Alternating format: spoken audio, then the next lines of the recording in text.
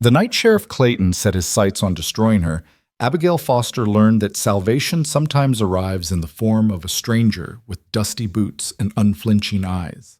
One dance, one lie, one man brave enough to stand between a predator and his prey.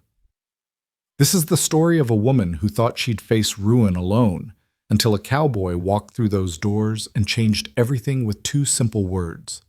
She's taken. Stay until the end and comment what city you're watching from so I can see how far this story travels.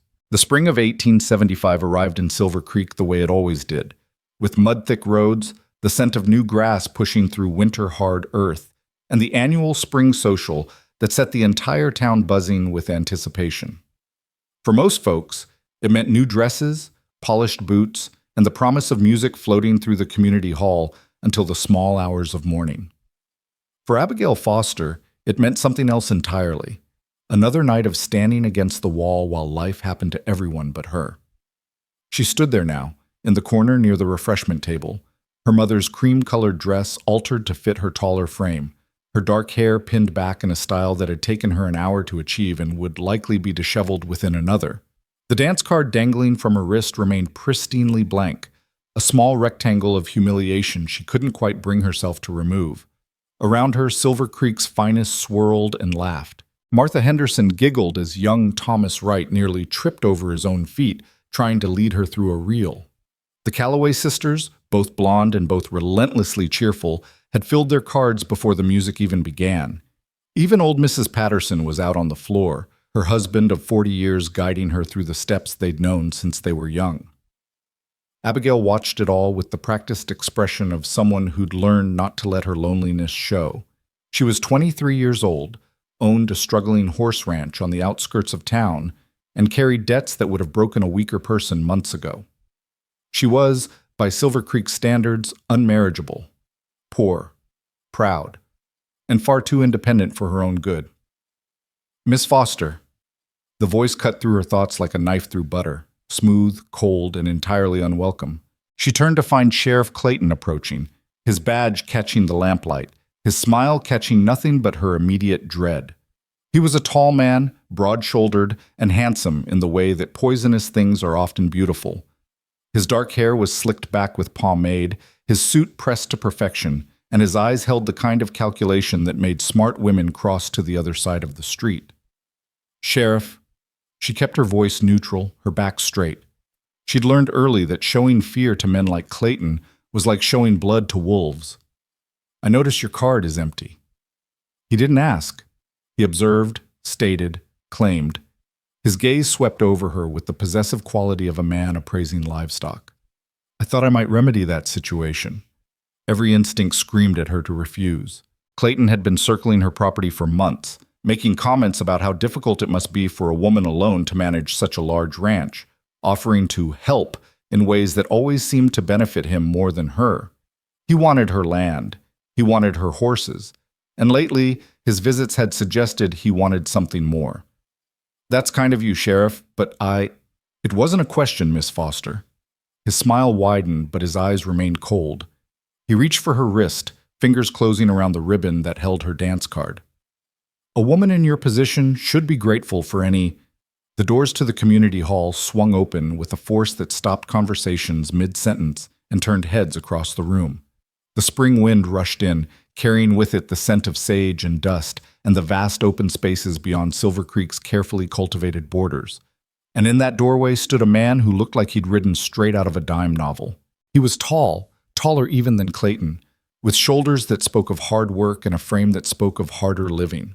His clothes were travel-worn but clean, his boots dusty from the trail, his hat tipped back just enough to reveal a face weathered by sun and wind and whatever else life on the frontier threw at a man. But it was his eyes that caught Abigail's attention and held it. Blue, clear, and looking directly at her with an intensity that made her breath catch in her throat. The stranger stepped into the lamplight, his spurs chiming softly against the wooden floor. The musicians had stopped playing. The dancers had stopped dancing. Every soul in that room watched as this unknown cowboy walked forward with the kind of confidence that came from having nothing left to lose and everything to prove. He stopped 3 feet from where Abigail stood, trapped by Clayton's grip on her wrist. His gaze flicked to the sheriff's hand, then back to Abigail's face, and something in his expression shifted, hardened, in a way that made the temperature in the room drop several degrees. "She's taken." 2 words, spoken quietly, calmly, with the absolute certainty of a man stating an irrefutable fact. 2 words that somehow managed to be both a declaration and a warning. Clayton's fingers tightened on Abigail's wrist. "Excuse me?" The stranger's eyes never left Abigail's face. "The lady. She's taken. Her card is full." He paused, and the corner of his mouth lifted in something that wasn't quite a smile. "With me." The silence that followed was profound. Abigail could hear her own heartbeat thundering in her ears, could feel the weight of every gaze in the room pressing down on this moment. No one spoke to Sheriff Clayton that way. No one challenged him, contradicted him, or stood between him and what he wanted. Until now. Clayton released her wrist and turned to face the stranger fully, his hand resting with deliberate casualness near the gun at his hip. "And who exactly are you?" "Frank Walker." The stranger, Frank, extended his hand not to Clayton, but to Abigail. "Old friend of the family. I was sorry to hear about your father, Miss Foster. He was a good man." Abigail's mind raced. She'd never seen this man before in her life. Didn't know a Frank Walker from Adam, but she knew opportunity when it arrived on dusty boots and desperate timing. She knew that Clayton's fingers had left marks on her wrist that would purple by morning. And she knew, with sudden crystalline clarity, that whatever game this stranger was playing, it was a better bet than the one Clayton had in mind. She placed her hand in Frank's. His palm was calloused, warm, steady. "Mr. Walker, what a surprise!" Her voice came out stronger than she expected. "I didn't know you were in town." "Just arrived." His fingers closed gently around hers. Nothing like Clayton's grip, everything like a lifeline. "Heard about the social and thought I'd pay my respects. Your father spoke of you often. I promised him, if I was ever in Silver Creek, I'd look in on you." He glanced at Clayton, his expression pleasant, but his eyes hard as flint. "I hope I'm not interrupting anything important." Clayton's jaw worked like he was chewing through leather. "Miss Foster and I were just about to dance." "Were you?" Frank's tone suggested polite interest and absolute disbelief in equal measure. He turned to Abigail, still holding her hand, his thumb brushing once across her knuckles in what might have been reassurance, or might have been asking permission, or might have been both. "Is that true, Miss Foster?" Every eye in Silver Creek was on her. Martha Henderson had her hand over her mouth. The Calloway sisters were whispering furiously to each other. Old Mrs. Patterson looked like Christmas had come early. And Clayton looked like a man watching his prey slip through his fingers and trying to decide whether to let it go or tighten his grip until something broke. Abigail lifted her chin and met Frank Walker's impossibly blue eyes. "Actually, Mr. Walker, I believe I promised you the first dance, and the second, and—" She paused, feeling reckless, feeling free, feeling like maybe this one time she could choose her own path instead of having it chosen for her. "And possibly the rest of the evening." The smile that broke across Frank's face was like sunrise, slow, warm, and transforming. "Then I'm the luckiest man in the territory." He offered her his arm. She took it, feeling the solid strength of him beneath the worn fabric of his shirt. Together they walked past Clayton, past the gaping townspeople, past every expectation and assumption that had ever been made about lonely Abigail Foster and her blank dance card. Behind them, Clayton's voice was low and dangerous. "I'll want to have a word with you later, Walker, about your business in Silver Creek." Frank didn't turn around, but his voice carried clearly across the room. "I'll be at the Foster Ranch. You know where to find me." Then they were in the center of the floor, and the musicians, bless them, were striking up a waltz, and Frank's hand was settling at her waist with a respect that Clayton had never shown, and Abigail was moving through the steps her mother had taught her years ago, and for the first time in longer than she could remember, she wasn't standing alone against the wall watching life happen to other people. "You're going to have to tell me," she whispered as they turned, "why you just lied to an entire room full of people and made an enemy of the most dangerous man in the county." Frank's hand tightened slightly at her waist, steadying her through a turn. "I'll tell you, but first, are you all right? Did he hurt you?" The question surprised her. Most men in Silver Creek didn't ask if she was all right. They told her she would be, if she'd just do what they said, marry who they suggested, sell what they wanted to buy. My wrist will bruise, but I've had worse. Something flickered in his eyes. Anger, she thought, but not at her. You shouldn't have to have worse, any of it. It's been a difficult year. She didn't know why she was telling him this. Maybe because he was a stranger and strangers couldn't judge what they didn't know. Maybe because his hand at her waist felt safe, in a way nothing had felt safe since her father died. Since my father passed, the debts have been substantial, and certain people have been very interested in helping me resolve them, by helping themselves to your land. Yes, she met his gaze directly. So I'll ask again, Mr. Walker, why did you lie for me? He guided her through another turn, his movements surprisingly graceful for a man who looked like he spent more time on horseback than on dance floors. When he spoke, his voice was quiet enough that only she could hear. Because I've been that man before. The one watching a predator circle someone who doesn't deserve what's coming. And because I was taught that when you see someone cornered, you don't walk past. You step in. Even for a stranger? Especially for a stranger. The music swelled around them. Across the room, Clayton stood with his arms crossed, watching them with eyes that promised consequences. But Frank didn't look at him. He looked at Abigail, and his expression was serious, honest, and utterly without guile. I didn't know your father, Miss Foster. That was a lie. But I'd tell it again, right now, without hesitation, if it meant keeping a wolf from cornering a lady who deserves better. Her throat tightened. You don't know me either. You don't know if I deserve anything. I know you're standing in the middle of a dance floor talking to a stranger about debts and predators when you should be thinking about nothing heavier than music. He smiled, and it was the saddest, warmest smile she'd ever seen. I know your wrist is going to bruise from where he grabbed you. I know every person in this room watched you stand alone for probably an hour before I walked in. And I know that when I gave you a choice, to go along with my lie or call me out on it, you chose the risk of trusting a stranger over the certainty of whatever Clayton had planned. The waltz was ending. Another would begin soon. Abigail could feel the weight of 100 conversations that would happen tomorrow. 100 speculations about the mysterious Frank Walker and his connection to the Foster family. She should care about that, should worry about her reputation, her standing, the whispers that would follow. But standing here in the lamplight, with this stranger's hand steady at her waist, and his eyes holding secrets she suddenly wanted to know, she found she couldn't make herself care about any of it. The rest of the evening, she said softly. I told Clayton you had my card for the rest of the evening. You did. Frank's thumb brushed her waist through the fabric of her dress, a touch so light she might have imagined it. Are you sure? Because I can walk out that door right now if you'd rather not be tied to whatever trouble I just caused. She should let him go, should thank him for the rescue and send him on his way before Clayton's suspicions turned into something more dangerous. Should protect what little she had left instead of risking it on a blue-eyed stranger who'd walked into her life with lies and promises he might not keep. Should. Abigail Foster had spent the last year doing what she should. Being sensible, being careful, being alone.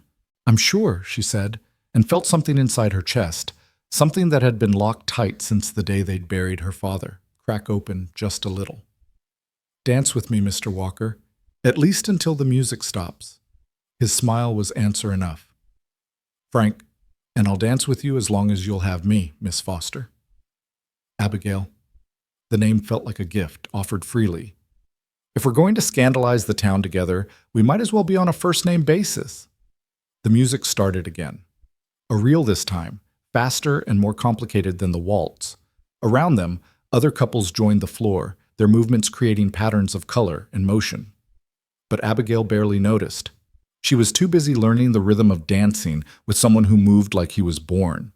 Understanding how to lead without controlling, how to guide without forcing, how to make a partner feel safe, even in the middle of chaos. They danced through the reel, then a Scottish, then another waltz. Between dances, Frank fetched her punch and positioned himself between her and Clayton's glowering presence near the door. They talked. About nothing, about everything. about the weather and the trail and whether she preferred horses to cattle. Horses, always horses, was her answer, and his grin suggested he'd known it before he asked. "Where are you from?"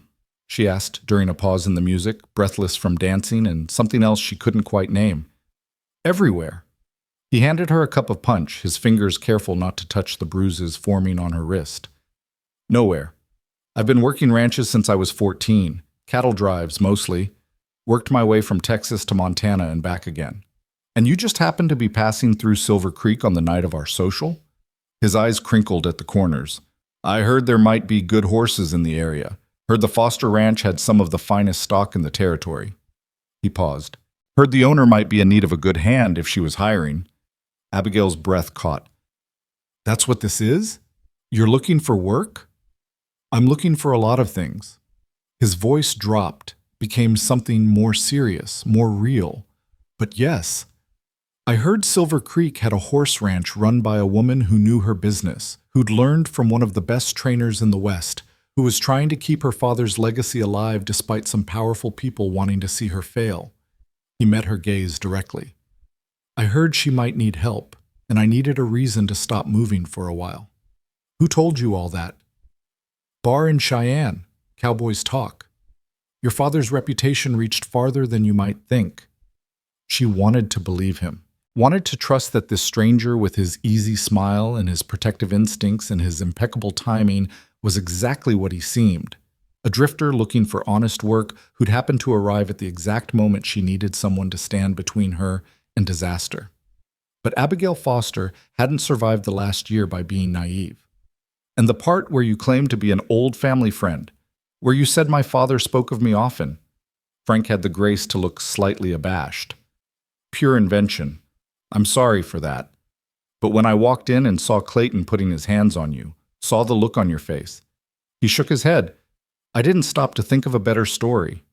I just knew I needed to give you a way out that wouldn't make you look desperate or make him look rejected. Family friend was the first thing that came to mind." "It was a good lie." She sipped her punch, studying him over the rim of the cup. "Quick thinking, but it's going to cause problems. Clayton will check. He'll ask around, try to verify your story." "Let him." Frank's expression hardened. "I've got nothing to hide. And if he wants to come after me for helping a lady in distress, that says more about him than it does about me." The music was winding down. Through the windows, Abigail could see the night sky scattered with stars, could see the dark shapes of horses and wagons waiting to carry people home. The social was ending. Real life was waiting. "I should go," she said, but didn't move. "I'll walk you to your wagon." It wasn't a question, but it wasn't a command either. Just an offer, made simply, that she could accept or refuse as she chose. She should refuse, should protect her reputation, avoid giving the town more to talk about than they already would have, should put distance between herself and this compelling stranger before she did something foolish like trust him. But Clayton was still watching from across the room, his eyes promising consequences, and the thought of walking out into the dark alone with him somewhere behind her made Abigail's skin crawl. "All right." She set down her cup. "Thank you." They collected her shawl, a thin thing that had been her mother's, worn soft with age and memories. Frank draped it over her shoulders with the kind of care usually reserved for something infinitely more precious. Together they walked out into the spring night, leaving behind the warm glow of the community hall and the weight of 100 speculating stares. Outside, the air was cool and clean, washed with the scent of prairie grass and distant pine.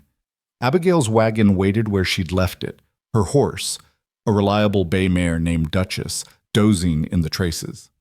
The street was filling with people saying their goodbyes, laughing about the evening's events, making plans for the week ahead. And watching them from the steps of the community hall, his expression unreadable in the lamplight spilling from the doorway, stood Sheriff Clayton.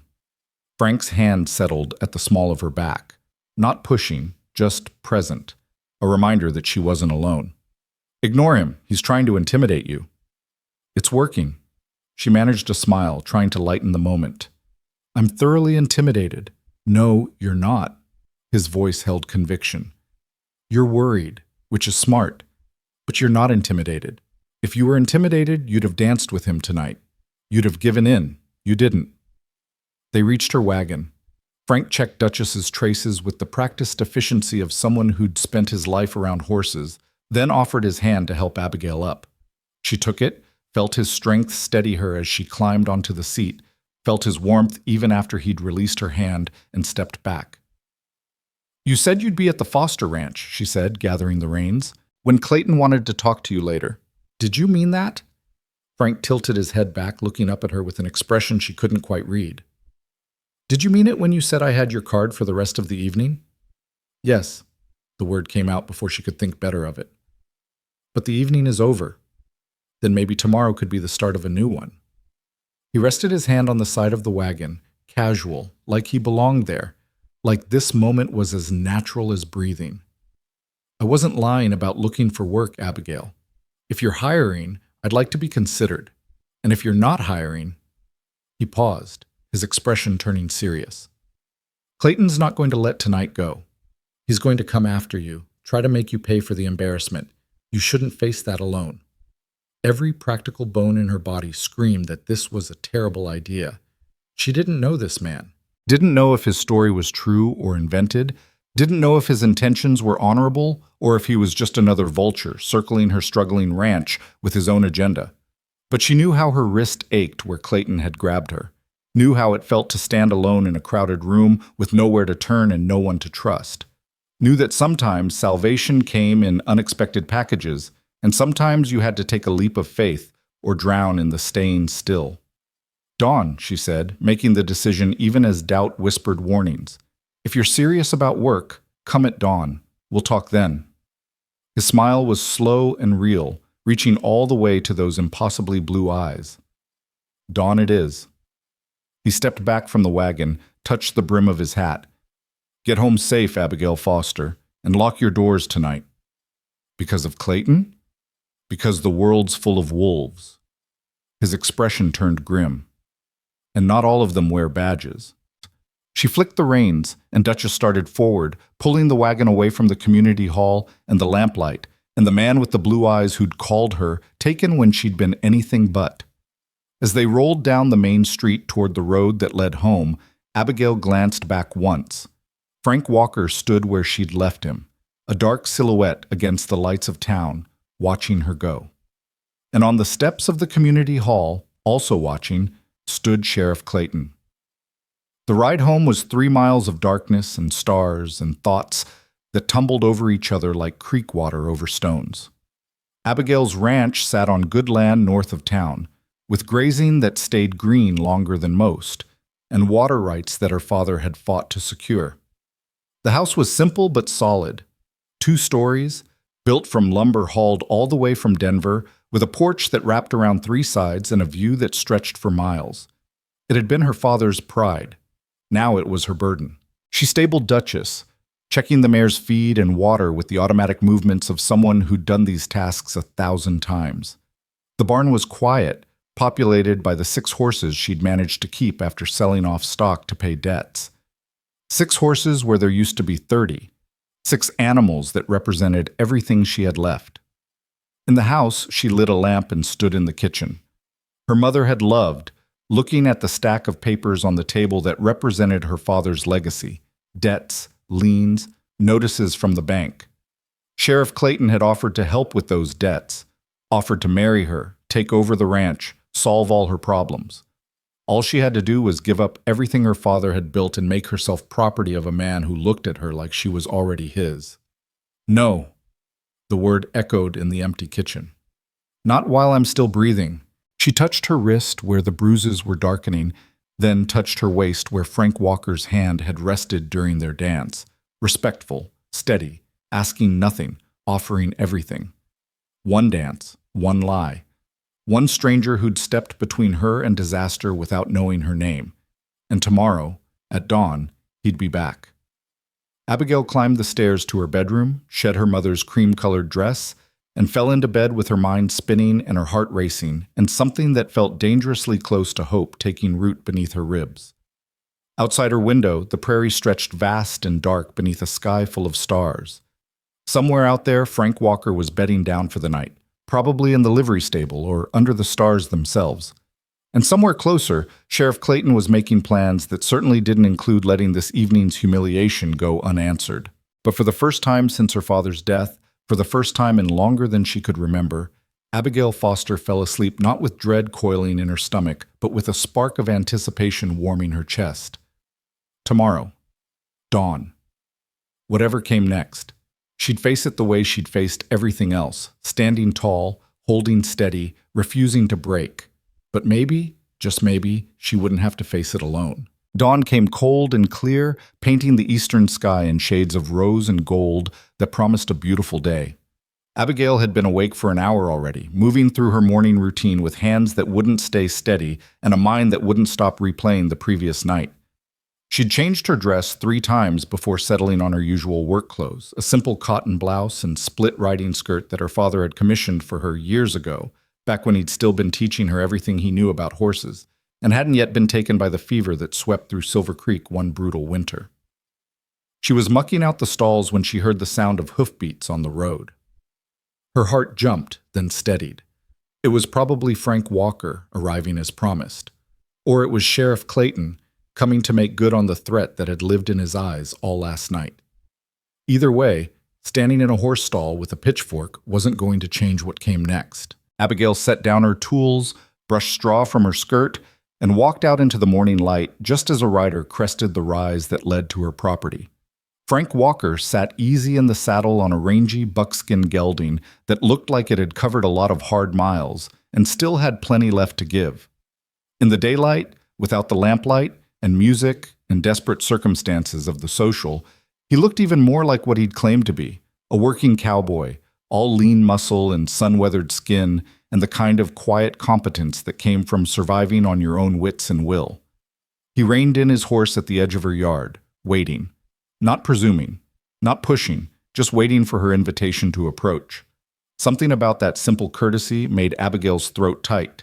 She stepped forward, raising one hand in greeting. "You came." Said I would. He dismounted with the fluid grace of someone who'd been climbing on and off horses since before he could walk. "Hope I'm not too early. Sun's barely up." "I've been awake since 4. She gestured toward the barn. "There's coffee in the house if you want it, or we can talk out here." Frank glanced toward the house, then back at the barn, his gaze taking in the neat fencing, the well-maintained structures, the evidence of someone who knew how to run a ranch and took pride in doing it right. "Out here's fine, unless you'd rather—" "Out here." She cut him off gently. Having him in her house felt too intimate, too presumptuous for whatever this was. The barn was neutral ground. "Let me show you around." She led him through the property, pointing out the 6 horses that remained, explaining their bloodlines and their quirks and their potential. Frank listened with the attention of someone who actually cared about what he was hearing, asking questions that proved he knew horseflesh, nodding at her explanations, occasionally moving closer to examine a particular animal's conformation or temperament. "Your father trained them?" he asked, running an experienced hand down the leg of a 3-year-old mare that Abigail had been working with for months. "Most of them. This one's all mine." Pride crept into her voice despite her efforts to keep it neutral. "Luna, she's got her mother's speed and her father's disposition. Should be worth good money if I can finish her training." "If?" Frank straightened, his blue eyes sharp.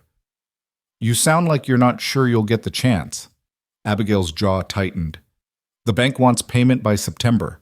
I've got 4 months to come up with more money than I've seen in 2 years. These horses are my best shot, but they're not ready yet, and training takes time I might not have. What about selling the land? To who? Clayton?" The name came out bitter. "He's made it clear he's interested, but his offer is half what this place is worth, and it comes with conditions I won't accept." Frank's expression darkened. "Let me guess. Marriage." Among other things. She moved away from Luna, uncomfortable with the turn in conversation. "Look, Mr. Walker." "Frank." "Frank." The name still felt strange on her tongue, too familiar for someone she'd just met. "I appreciate what you did last night, truly. But if you're here because you feel some kind of obligation or because you think I'm some damsel who needs rescuing, you can turn that horse around and ride back to wherever you came from.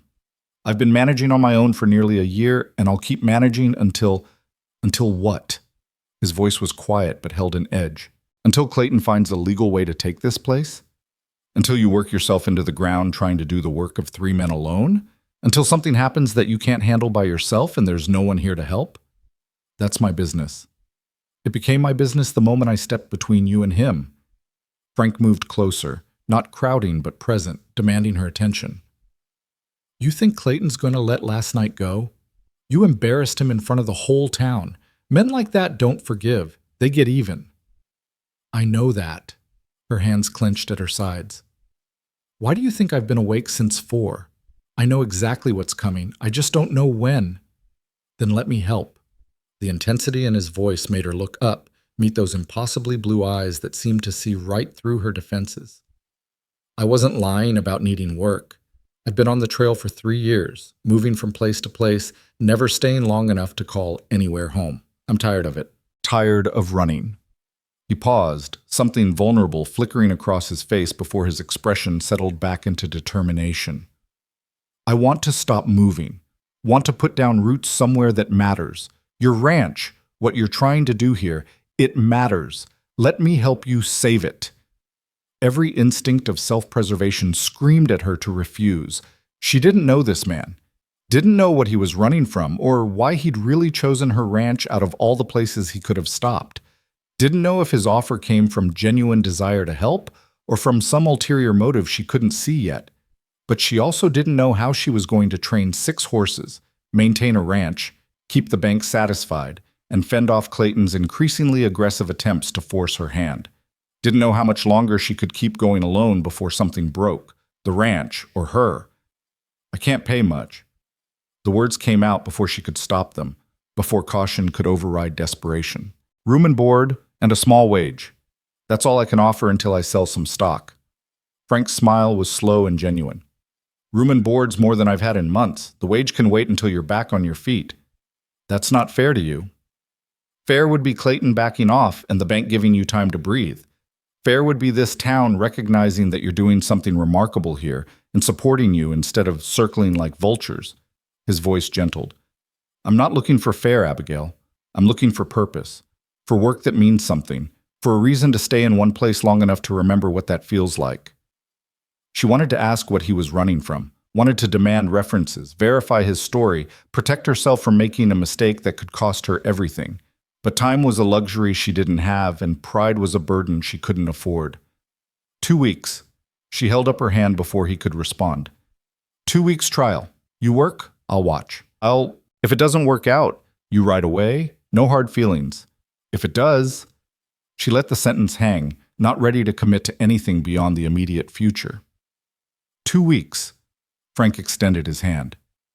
You won't regret this. She took his hand, felt the calluses that proved his claims of hard work, felt the steady grip that spoke of reliability and strength. I hope not. Because if I do, it won't just be my ranch that suffers. It'll be my pride, my judgment, and possibly my life if Clayton decides to make this personal. Then we'll make sure he doesn't get the chance. Frank released her hand but held her gaze. Where do you want me to start? They worked through the morning side by side, Frank proving with every action that he knew his way around a ranch. He fixed the gate that had been sticking for weeks, reinforced the fence line in the north pasture, and handled the horses with the kind of easy confidence that came from years of experience. They didn't talk much, just the necessary communication of people working toward a common goal. But the silence was comfortable, companionable, nothing like the heavy solitude that had weighed on Abigail for months. Around noon, she called a break, and they settled on the porch with cold chicken and bread left from yesterday's baking.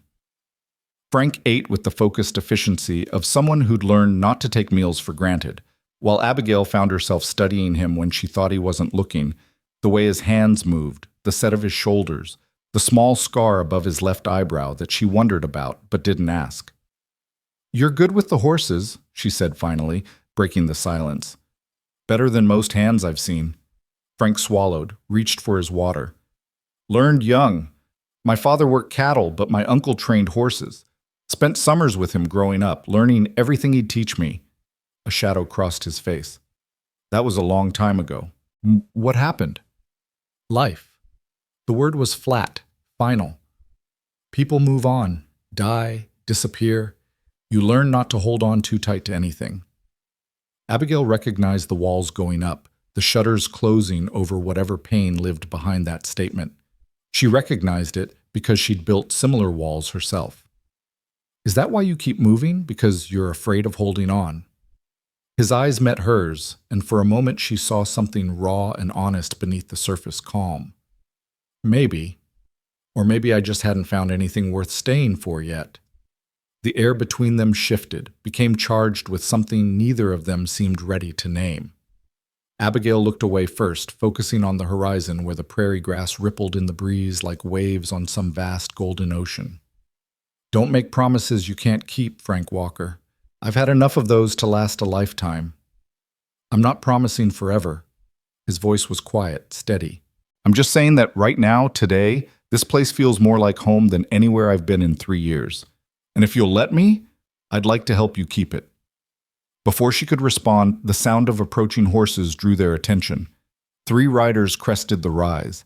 Sheriff Clayton, flanked by 2 of his deputies, all mounted on horses that were too fine for simple law work, and spoke of Clayton's tendency to confiscate evidence that never quite made it back to its rightful owners. Abigail stood slowly, her meal forgotten. Frank rose beside her, his movements unhurried, but his body positioned slightly in front of hers, blocking, protecting. Clayton reined in his horse at the edge of the yard, his expression pleasant in the way that poisonous snakes are pleasant right before they strike. Miss Foster, Mr. Walker, beautiful day for ranch work. Sheriff, Abigail kept her voice level. What brings you out here? Just doing my duty. Clayton's gaze moved over Frank with the kind of assessment that cataloged weaknesses and calculated odds. Making sure our new arrival is who he claims to be. Can't be too careful these days. A lot of unsavory characters drifting through, looking for opportunities. Is that right? Frank's tone was mild, but Abigail could feel the tension radiating from him. And what makes you think I'm unsavory? Didn't say you were. Clayton smiled, showing teeth. But a man shows up out of nowhere, claims to be an old family friend, inserts himself into a vulnerable woman's life. Well, that raises questions. Natural questions that a responsible lawman needs to answer. The only question that matters, Abigail cut in sharply, is whether Mr. Walker is employed on my property and whether he has permission to be here. The answer to both is yes, which means unless you have actual legal business, Sheriff, you're trespassing. One of the deputies, young Jimmy Watts, who'd been sweet on the youngest Calloway sister since they were children, had the grace to look uncomfortable. But Clayton just laughed, a sound devoid of genuine humor. Spirited. That's what I've always admired about you, Abigail. That fire. His expression hardened. But fire burns, and sometimes it burns the very thing it's trying to protect. Is that a threat? Frank's voice dropped to something dangerous. It's advice. Clayton's hand rested on his gun belt, casual but deliberate. From someone who has Miss Foster's best interests at heart, which is more than I can say for drifters who show up spinning tales and taking advantage of her unfortunate situation. The only person taking advantage, Frank started, but Abigail cut him off with a hand on his arm. I appreciate your concern, Sheriff, she said, her voice cold enough to frost glass. But as you can see, I'm perfectly fine. Mr. Walker is an employee, here legally and by my invitation. If that changes, you'll be the first to know. Until then, I'll thank you to respect my property and my choices. Clayton's eyes narrowed, his gaze moving between them, calculating. Your father would be disappointed to see you making such poor decisions. The words hit like a physical blow. Abigail felt Frank tense beside her, felt her own anger surge white-hot behind her ribs. But she kept her voice steady, kept her spine straight, kept her eyes locked on Clayton's with all the defiance she could muster. My father taught me to judge people by their actions, not their badges. He taught me to stand my ground when bullies tried to push me around. And he taught me that the measure of a person isn't what they threaten, but what they protect. She took a step forward off the porch, closing the distance until she stood at Clayton's stirrup, looking up at him with fire in her eyes. So tell me, Sheriff, what are you protecting here? My interests? Or your own? For a moment, something ugly flickered across Clayton's face. Rage, frustration, wounded pride. Then his expression smoothed into professional neutrality, but his eyes remained cold. I'm protecting this town from strangers with unknown pasts who might not be what they seem. I'm protecting a woman who might not realize she's in danger until it's too late. He gathered his reins. But if you want to learn that lesson the hard way, Miss Foster, that's your choice. Just remember, I tried to warn you. He wheeled his horse and rode off, his deputies following. They watched until the three riders disappeared over the rise, leaving nothing but dust and the weight of unspoken threats hanging in the air. Frank let out a long breath. Well, that went about as well as expected. He's not going to let this go. Abigail's hands were shaking now that the confrontation was over. He'll find a way to cause trouble, for both of us. Let him try. Frank turned to face her fully. Abigail, I need you to understand something. Whatever's coming, and something is definitely coming, you're not facing it alone anymore. Not as long as I'm here. You barely know me. I know enough. His expression was fierce, protective in a way that made her chest tight. I know you stood up to a man with a badge and a gun and didn't back down. I know you're fighting to keep something your father built, even though the odds are stacked against you. I know you're stronger than half the men I've worked with and braver than most. He paused. And I know that if I walk away now, Clayton will crush you. And I can't, I won't let that happen. Why? The question burst from her before she could contain it. Why do you care? You don't owe me anything. You could ride out of here today and never look back. Why risk Clayton's anger? Why risk whatever trouble is clearly following you? Why stay? Frank was quiet for a long moment, his gaze distant, seeing something she couldn't. When he finally spoke, his voice was rough with emotion. He didn't try to hide. 3 years ago, I watched a man die because I wasn't brave enough to step in when it mattered. Watched him get beaten by men who thought they were above the law, thought they could do whatever they wanted because they had badges and authority and no one to answer to. His hands clenched at his sides. I was just a ranch hand, young, scared, convinced that getting involved would only make things worse. So I stood there, did nothing, and he died. Abigail's breath caught. Frank, I've been running ever since, moving from place to place, never staying long enough to get attached, never letting myself care enough to be vulnerable again. Because caring meant risk. And risk meant possibly failing again, possibly standing by while something terrible happened because I was too afraid to act. He met her eyes, and she saw the weight of guilt and regret and determination burning there. Last night, when I walked into that hall and saw Clayton putting his hands on you, saw the fear in your eyes, I knew I had a choice. I could walk past, keep running, stay safe, or I could step in, risk everything, and maybe, finally, do the right thing. You did do the right thing. I did what I should have done 3 years ago. His voice softened. And standing here now, working beside you, feeling like maybe I'm finally part of something that matters. It's not about obligation, Abigail. It's about redemption. It's about proving to myself that I'm not the coward who stood by and did nothing. It's about finding a place worth fighting for and a person worth protecting and saying, enough. No more running, no more hiding, just standing firm and facing whatever comes. The silence that followed was profound. Abigail felt tears prick her eyes. For his pain, for his courage, for the terrible honesty of his confession. I'm not a redemption project, she said finally, her voice barely above a whisper. No. Frank smiled, sad and genuine. You're a woman trying to save her father's legacy. And I'm a man trying to save his soul. Maybe we can help each other. She should have said no. Should have recognized the danger in tying her fate to someone running from demons she didn't understand. Should have protected herself, her ranch, her heart from the risk of trusting someone who'd already admitted to being broken. But standing there in the afternoon sun, with Clayton's threats still ringing in her ears and Frank's confession still echoing in her heart, Abigail made a different choice. All right, she said, then let's save them both. The rest of the day passed in purposeful work. They moved through tasks with the efficiency of people who'd found a rhythm, anticipating each other's needs, communicating with gestures and glances more than words. By the time the sun started its descent toward the western horizon, they'd accomplished more than Abigail had managed alone in a week. You should stay for dinner, she said, as Frank prepared to ride back to town. The words came out awkward, uncertain. It's not much, just stew and bread, but it's the least I can offer after everything you did today. Frank hesitated, clearly torn between acceptance and propriety. I don't want to compromise your reputation. My reputation was compromised the moment you claimed me at that dance. She managed a tired smile. Besides, we're business partners now. Employer and employee, nothing improper about a working meal. They both knew it was more than that.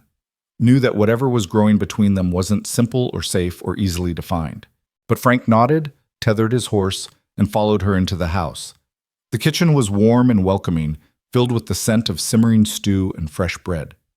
Abigail moved through the space with practiced ease, setting out bowls and spoons, pouring water, trying not to notice how Frank's presence filled the room in a way that had nothing to do with his physical size and everything to do with the way he made her feel, seen, valued, protected. They ate at the table where her father used to sit, where her mother had served countless meals, where decisions about the ranch and the future had been made for as long as Abigail could remember. It should have felt strange having Frank Walker there, this near stranger who'd inserted himself into her life with lies and promises, but instead it felt right in a way that terrified her. Tell me about your father, Frank said, breaking the comfortable silence. What was he like? Abigail set down her spoon, considering. Strong, stubborn. He loved this land more than anything except my mother, and when she died, he poured all that love into the ranch and into teaching me everything he knew. Her throat tightened.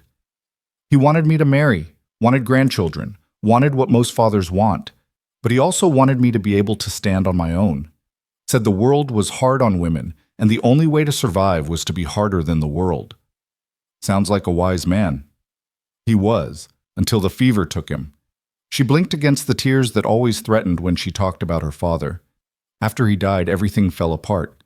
The debts he'd hidden to protect me. The enemies he'd made standing up for what was right.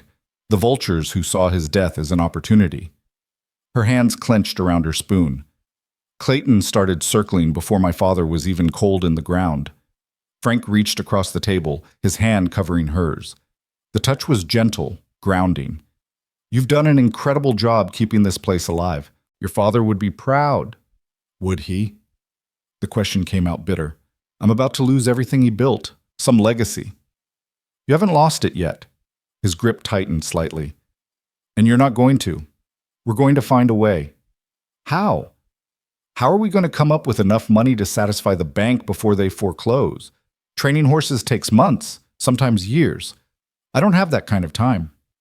Frank was quiet for a moment, his expression thoughtful.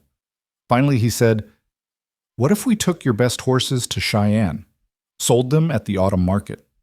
Buyers there pay premium prices for quality stock, and you've got quality. Abigail had considered it before, dismissed it as too risky. That's a 3-week journey each way, 6 weeks away from the ranch, leaving everything vulnerable. And even if we made it there and back safely, there's no guarantee we'd get the prices we need. It's a risk, Frank admitted, but it might be your best option. Better than waiting for Clayton to find a legal way to take this place. Better than working yourself to death trying to do everything alone. And who would run the ranch while we're gone? Who'd protect it from Clayton or anyone else who might decide an empty property is ripe for the taking? We'd need help, someone trustworthy to stay behind, keep an eye on things. Abigail laughed, the sound hollow. Because I have so many trustworthy friends in Silver Creek who'd risk Clayton's anger to help me. Then we find someone from outside town. We hire extra hands, people who don't have a stake in whatever game Clayton's playing. Frank leaned forward, his eyes intense. Abigail, I know it sounds impossible, but impossible is better than inevitable. Right now, losing this ranch feels inevitable. At least this way we're fighting back. She wanted to believe him, wanted to think that hope and hard work and a well-timed trip to Cheyenne could solve everything. But years of disappointment had taught her to be cautious, to protect herself from the pain of failed dreams. I'll think about it, she said finally. That's all I can promise right now. That's enough. Frank squeezed her hand once more before releasing it. Now, tell me about these horses we'd be taking. What makes them special? They talked long into the evening, the conversation flowing from horses to ranching to stories about their pasts that felt safe to share. Frank spoke of cattle drives and dusty trails, of cowboys he'd worked with and places he'd seen. Abigail shared memories of her father's teachings, her mother's quiet strength, the dreams she'd had before responsibility and debt had narrowed her world to simple survival. When Frank finally rose to leave, the moon was high and the night was cool with the promise of stars. He paused at the door, his hat in his hands, his expression serious. "Thank you," he said quietly, "for taking a chance on a stranger, for trusting me enough to share your table and your story, for letting me be part of this, even for just 2 weeks." "Thank you," Abigail countered, "for stepping between me and Clayton, for offering help when I needed it most, for giving me something I haven't had in a long time." "What's that?" "Hope." The word came out soft, vulnerable, true. "You gave me hope." Frank's smile was gentle, understanding. He reached out, his fingers brushing her cheek in a touch that lasted only a heartbeat, but felt like a promise. "Then I'll keep giving it to you. Every day I'm here." "That's a vow, Abigail Foster. Not a promise I can't keep. A vow I won't break." He settled his hat on his head, stepped out into the night, and mounted his buckskin gelding. Abigail stood in the doorway watching him ride away, his silhouette dark against the moonlit prairie, her heart doing complicated things in her chest that she wasn't ready to examine. Behind her, the house stood solid and familiar, filled with memories of people she'd loved and lost. Ahead of her, the future stretched uncertain and dangerous, filled with threats from Clayton and the bank, and the simple, brutal reality of trying to save something that might already be past saving. But for the first time in longer than she could remember, Abigail didn't feel alone in facing it. She touched her cheek where Frank's fingers had brushed, then locked the door and climbed the stairs to bed. Tomorrow would bring new challenges, new work, new reasons to doubt and fear and question every decision she'd made. But tonight she'd fall asleep with Frank Walker's vow echoing in her mind and hope warming her chest like a candle flame in the darkness. Small, flickering, fragile, but burning nonetheless. The days that followed settled into a rhythm that felt almost normal. If normal could include the constant awareness of Sheriff Clayton's scrutiny and the weight of an impossible deadline hanging over everything they did. Frank arrived each morning as the sun crested the horizon, his buckskin gelding picking its way up the road with the ease of familiarity, and he worked beside Abigail until darkness made continuing dangerous. They fixed fences that had sagged under winter's weight, cleared the irrigation ditches that fed the southern pastures, and spent long hours in the corral working with the horses that represented Abigail's last hope of salvation. It was during these sessions that Abigail began to truly understand what Frank brought to her ranch beyond simple labor. He had a gift with horses that went beyond training into something closer to communication. She watched him work with Luna, the 3-year-old mare she'd been struggling to saddle break for months, and saw the young horse respond to him with a trust she'd never shown Abigail. Frank moved slowly, spoke softly, never forced or rushed, and somehow convinced Luna that the saddle wasn't a threat, but an invitation to partnership. "How do you do that?" Abigail asked on the 5th morning, leaning against the corral fence as Frank guided Luna through her paces, the mare finally accepting the weight of a rider without the panic that had marked every previous attempt. Frank glanced over, his hands steady on the reins, his seat relaxed in the saddle. "Do what?" "Make it look easy. I've been working with her for 3 months, and she's never been this calm." He brought Luna to a halt, patted her neck with obvious affection. "You were trying to break her will. I'm trying to earn her trust. There's a difference." He dismounted, ran his hand down Luna's shoulder. "Horses are like people. You can force them to do what you want through fear and dominance. Or you can show them that cooperation benefits everyone. One method is faster, the other builds something that lasts." Abigail climbed over the fence, approaching Luna slowly. The mare's ears swiveled toward her but didn't pin back in warning. "Progress. My father used to say something similar. He said the best horses were partners, not tools. Your father was right." Frank handed her the reins. "Try her now. But remember, you're not fighting her. You're dancing with her." The next hour was a revelation. With Frank's guidance, Abigail discovered that Luna's resistance hadn't been stubbornness but fear, and that fear dissolved when approached with patience instead of frustration. By the time they finished, both woman and horse were tired but triumphant, and Abigail felt something shift inside her chest, a loosening of the knot of anxiety that had lived there since her father's death, a glimpse of possibility where there'd been only dread. "Thank you," she said as they led Luna back to her stall. "Not just for this, but for everything. For staying. For helping. For—" She hesitated, then forced the words out. "For not making me feel foolish for needing help." Frank stopped walking, turned to face her fully. Dust motes danced in the shaft of sunlight that fell through the barn's open door, and his eyes were impossibly blue in the golden light.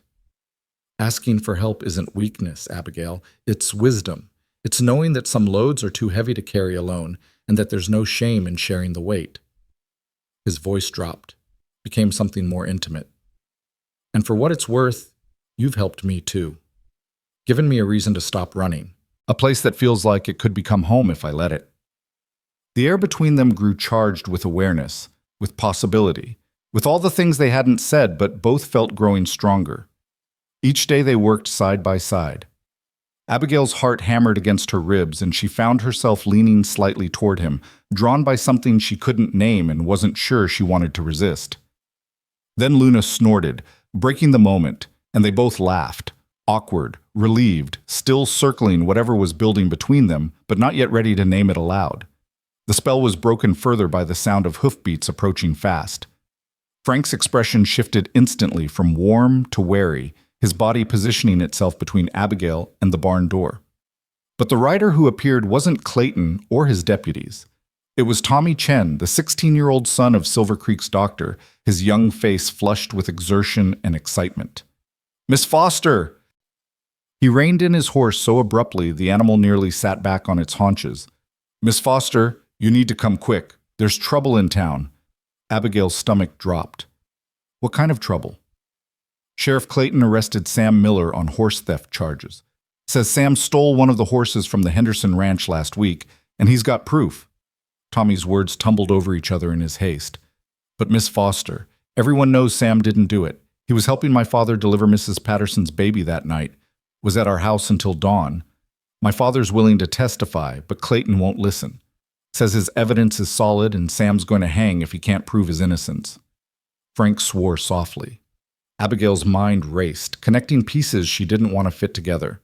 Sam Miller was a farmhand who worked for several families around Silver Creek, a quiet man in his 30s who'd never caused trouble and had a wife and 2 young children depending on his wages. He was also one of the few people in town who'd spoken kindly to Abigail after her father's death, who'd helped her with heavy work when he had time and never asked for more than fair payment. "What's the evidence?" Frank asked, his voice tight with controlled anger. "A witness says they saw Sam near the Henderson place that night, and Clayton says he found stolen tack in Sam's barn with Henderson's mark on it." Tommy looked between them, his young face troubled. "But, Miss Foster, Sam's barn door doesn't even lock. Anyone could have put that tack there. And the witness? It's Jake Morrison, and everyone knows Jake owes Clayton money and would say whatever Clayton wanted him to say." "This is about me." The words came out flat, certain. Abigail looked at Frank, saw the same realization in his eyes. "Clayton's making an example, showing what happens to people who help me, who stand with me against him." Frank's jaw clenched. "He's using the law as a weapon. That's what men like him do." Abigail was already moving, heading for the barn to saddle Duchess. "Tommy, ride ahead and tell your father we're coming. Tell him not to let anyone move Sam until we get there." "Yes, ma'am." The boy wheeled his horse and took off at a gallop, leaving dust and urgency in his wake. Frank caught Abigail's arm as she reached for her saddle. This could be a trap. Clayton might be expecting exactly this. You riding into town, getting involved, giving him an excuse to come after you next. "I know." She pulled free gently but firmly. "But Sam helped me when he didn't have to. His children played with me when I was young and he was just starting out. I can't let him hang for a crime he didn't commit just because helping me made him a target." "Then we both go." Frank was already saddling his buckskin. "And we're careful. No confrontations, no accusations we can't prove. We play this smart." They rode hard toward Silver Creek, the afternoon sun beating down on their backs, both of them silent with their own thoughts. Abigail's mind churned through possibilities, searching for a way to help Sam that wouldn't make things worse.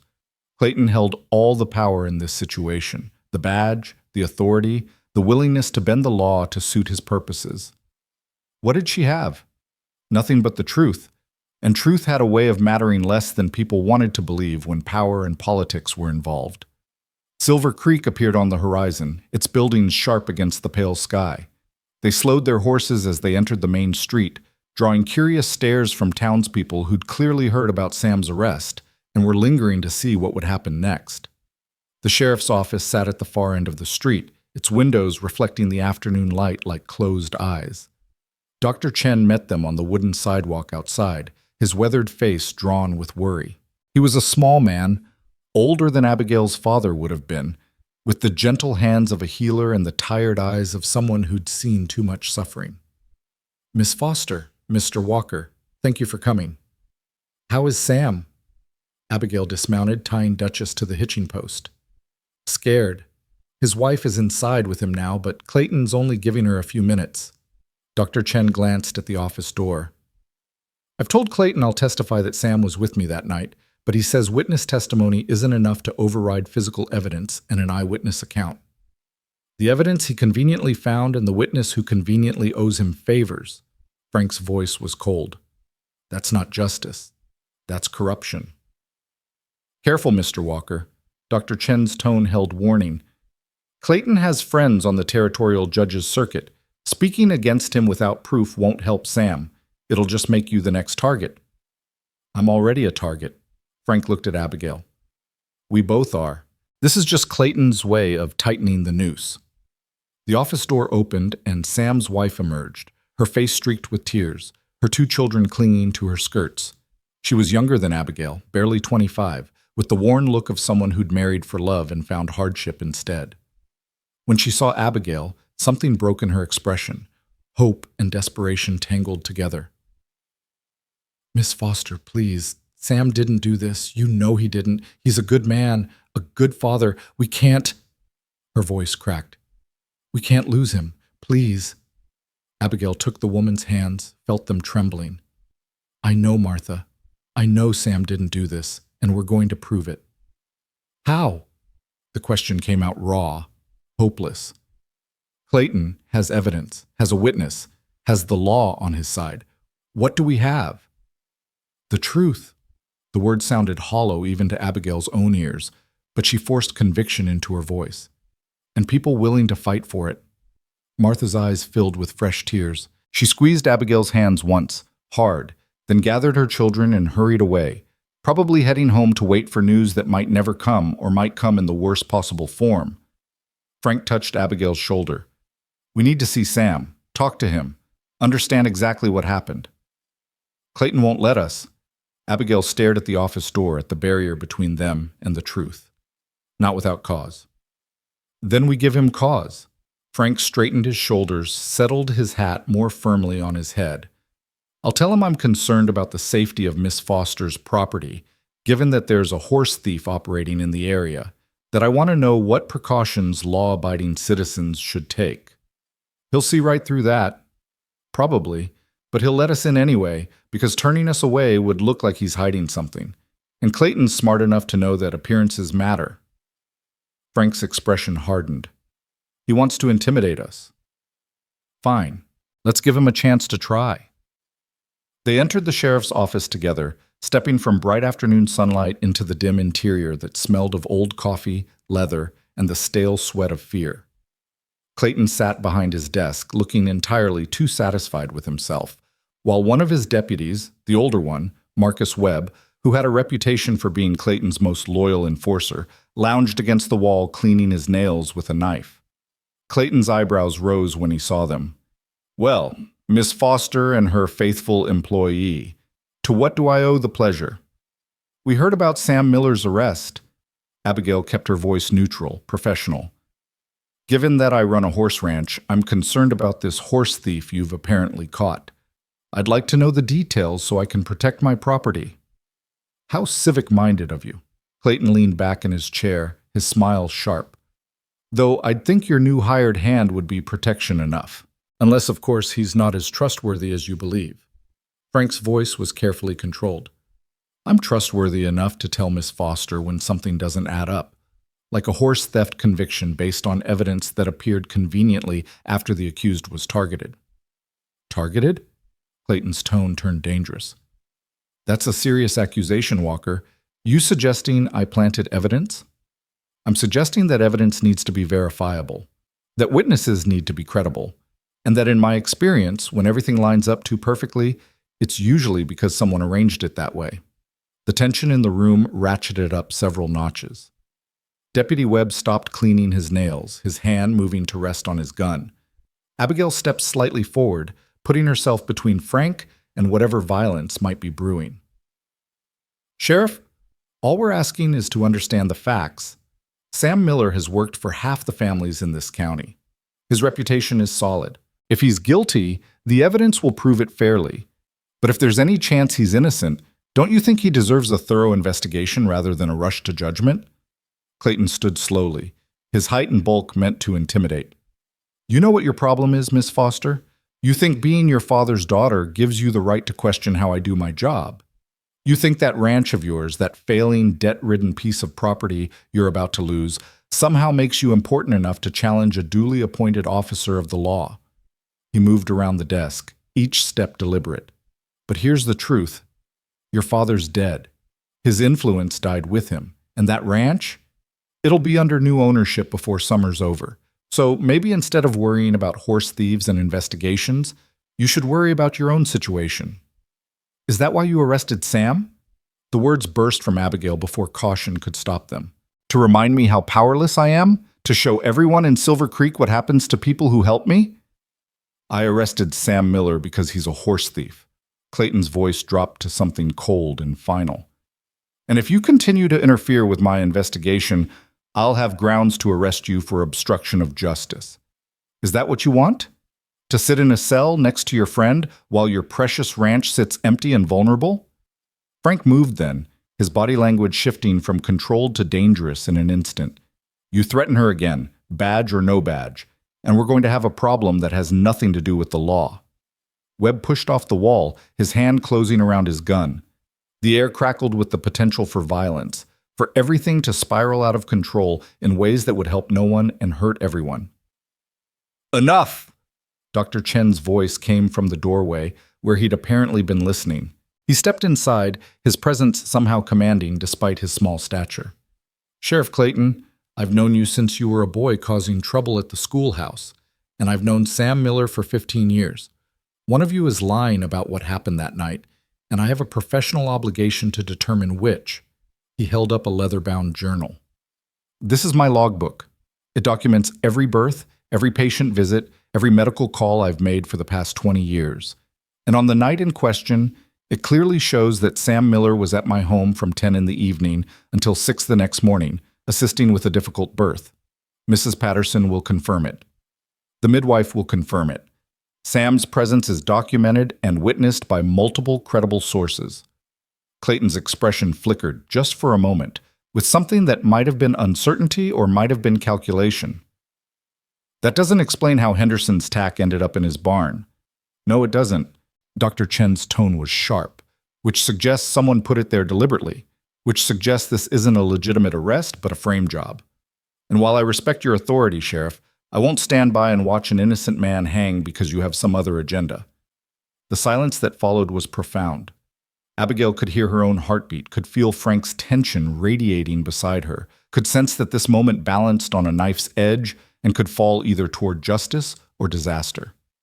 Finally, Clayton sat back down, his expression smoothing into professional neutrality. Fine. I'll review the evidence again, talk to Henderson, verify the timeline with your midwife. But Sam stays locked up until I'm satisfied. His eyes fixed on Abigail. And you stay out of my investigation, all of you. This is official law business and interference won't be tolerated. It wasn't exoneration, wasn't even really a concession, but it was enough to keep Sam alive a little longer, to give them time to find proof that might save him. Thank you, Sheriff. Dr. Chen inclined his head slightly. I trust you'll conduct a thorough and fair investigation. They left the office together, stepping back into afternoon sunlight that felt too bright after the dimness inside. Abigail's legs felt shaky, her hands trembling with adrenaline and anger. Frank's hand found the small of her back, steadying her. "That was brave," he said quietly. "Probably foolish, but brave." It wasn't enough. She looked down the street to where Martha Miller had disappeared with her children. Sam's still locked up, Clayton's still in control, and we're no closer to proving what really happened. "But we bought time." Dr. Chen closed his journal carefully. "And time is what we need to find the real thief and expose whoever planted that evidence." "How?" Abigail felt exhaustion crashing over her.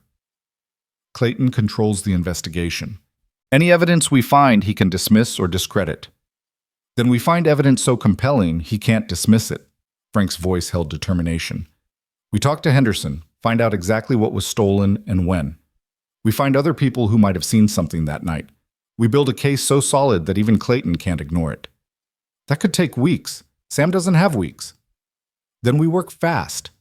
Frank looked at Dr. Chen. "Can you keep Clayton honest? Make sure he doesn't rush this through before we have a chance to investigate?" "I can try. My testimony alone won't free Sam, but it'll raise enough doubt to slow the process." The old doctor's expression was grim. "But be careful, both of you. Clayton's dangerous when cornered, and you just backed him into a corner in front of witnesses." They parted ways with promises to share any information they uncovered. Frank and Abigail rode slowly out of town, both silent with the weight of what had just happened and what still needed to be done. The sun was lowering toward the western horizon, painting the sky in shades of amber and rose, and the prairie stretched endless and empty around them. "He's not going to stop," Abigail said finally, her voice barely audible over the sound of hoofbeats. "Clayton, he's going to keep coming after me, after anyone who helps me, until I give up or he finds a way to take everything." "I know. So what do we do?" Frank was quiet for a long moment, his eyes on the horizon, his expression distant. When he finally spoke, his voice was steady with decision. "We fight.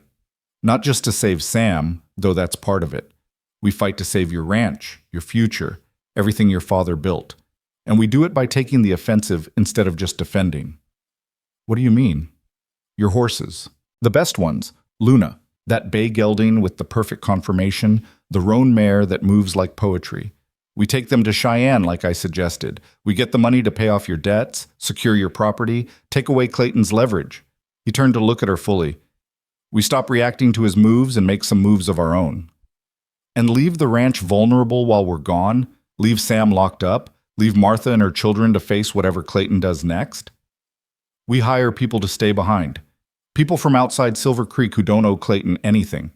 We make sure the ranch is protected and that someone's keeping an eye on Sam's situation." His voice turned urgent. "Abigail, staying here and trying to defend against every attack isn't working. Clayton has too much power, too much control. The only way to beat him is to change the game entirely." She wanted to argue, to find the flaws in his plan, to protect herself from the hope that was trying to take root despite everything. But deep down, she knew he was right. Defense wasn't enough, not against someone as ruthless and patient as Clayton. "When?" The question came out steady despite the fear churning in her stomach. "Soon. Within the week if we can manage it. The autumn market doesn't wait, and every day we delay is another day Clayton has to tighten his grip." They rode the rest of the way in silence, both lost in their own thoughts. When they reached the ranch, the familiar sight of her father's buildings against the darkening sky made Abigail's throat tight. This place was everything, her past, her present, the only future she could imagine.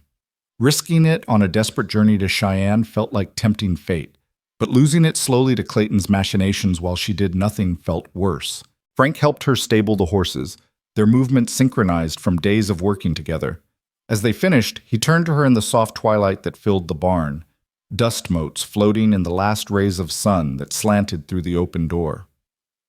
"I know I'm asking a lot," he said, "asking you to trust me, to take this risk, to bet everything on a plan that might not work. But I swear to you, Abigail, I'll do everything in my power to make sure you don't regret it." She looked at him, this man who'd walked into her life with lies and stayed with truth, who'd stood between her and danger without hesitation, who somehow made her believe that maybe, just maybe, She didn't have to face the world alone. I know you will. She stepped closer, close enough to see the flecks of gray in his blue eyes, close enough to feel the heat radiating from his body after a long day's work. And that terrifies me more than Clayton ever could. Why? Because trusting you means risking more than just my ranch. It means risking, she faltered, unable to name what she felt growing between them, unable to voice the fear that admitting it would make her too vulnerable. Frank's hand rose slowly, giving her time to move away if she wanted. When she didn't, his fingers brushed her cheek with a gentleness that made her chest ache. I know. I feel it too. This thing between us that's more than employer and employee, more than friends helping each other. Something that could be wonderful or disastrous depending on how we handle it. So how do we handle it? Carefully. His thumb traced the line of her jaw. Honestly, by acknowledging it exists but not letting it cloud our judgment or distract us from what needs to be done. He smiled, sad and warm. And by accepting that sometimes the biggest risk is the one most worth taking. Abigail's breath caught. She should step back, preserve the professional distance that was the only thing keeping her from falling completely for a man who might still disappear as suddenly as he'd arrived. Should protect her heart the way she'd learned to protect everything else, by building walls and refusing to need anyone. But standing there in the golden twilight with Frank's hand warm against her face and his eyes holding promises she wanted desperately to believe, she found she couldn't make herself step away. Instead, she leaned forward and kissed him. It was brief, tentative, nothing like the passionate embraces described in the dime novels Martha sometimes loaned her. Just a soft press of lips, lasting only heartbeats, conveying everything words couldn't express about hope and fear and the terrible courage it took to trust someone with your heart when your world was falling apart. When she pulled back, Frank's expression held wonder and something deeper that made her stomach flutter. Abigail, don't. She pressed her fingers to his lips, forestalling whatever he might say. Don't make promises. Don't say things we can't take back. Just stay. Help me save this place. And when it's over, when we know if we've won or lost, then we'll figure out what this is between us. He caught her hand, pressed a kiss to her palm that felt like a vow. When we've won. Not if. When. That night, long after Frank had ridden back to town and the ranch was dark and silent, Abigail stood at her bedroom window looking out at the moonlit prairie. Tomorrow they'd begin planning the journey to Cheyenne. They'd hire the hands they needed, select the horses they'd take, map the route that might save or ruin everything. They'd do all the practical, necessary things that survival demanded. But tonight, she let herself feel the lingering warmth of Frank's kiss, the weight of his hand on her cheek, the promise in his eyes that maybe, just maybe, she'd found someone who saw her not as a burden or a conquest, but as a partner worth fighting beside. The dawn would bring new challenges, Clayton's retaliation, Sam's uncertain fate, the impossible task of organizing a journey that could make or break her future. But for now, in the quiet darkness, Abigail Foster allowed herself to feel something she'd thought lost forever. Hope. Real, genuine, terrifying hope. And somewhere in the night, she suspected Frank Walker was feeling exactly the same thing. The preparations for Cheyenne consumed the next 3 days in a blur of activity that left little time for doubt or second-guessing. Frank proved his worth tenfold, riding out to neighboring counties to hire hands willing to stay behind and protect the ranch while they were gone. He returned with 2 men, brothers named Jack and Peter Cordell, who'd worked cattle drives across 3 territories and had reputations solid enough that even their references spoke of them with respect. They were weathered men in their 40s, quiet and competent, and they asked no questions about why a woman would leave her property in the hands of strangers to chase premium prices in Cheyenne. "We've worked for worse causes," Jack said simply when Abigail expressed her gratitude. "And Frank vouches for you. That's enough." They also brought news that made Abigail's blood run cold. Sam Miller's trial had been scheduled for 2 weeks hence, barely enough time for due process, let alone a proper investigation. Clayton was pushing hard, clearly intent on making his example before anyone could build a strong enough defense. Dr. Chen had filed formal protests, had even traveled to the territorial capital to speak with the circuit judge. But bureaucracy moves slow, and Clayton's influence ran deep. "We need to move faster," Frank said on the third evening, as they finalized their plans. They sat at Abigail's kitchen table, maps spread between them, Luna and 3 other horses selected for the journey. If we leave at first light tomorrow, we can make Cheyenne in under 3 weeks if we push hard.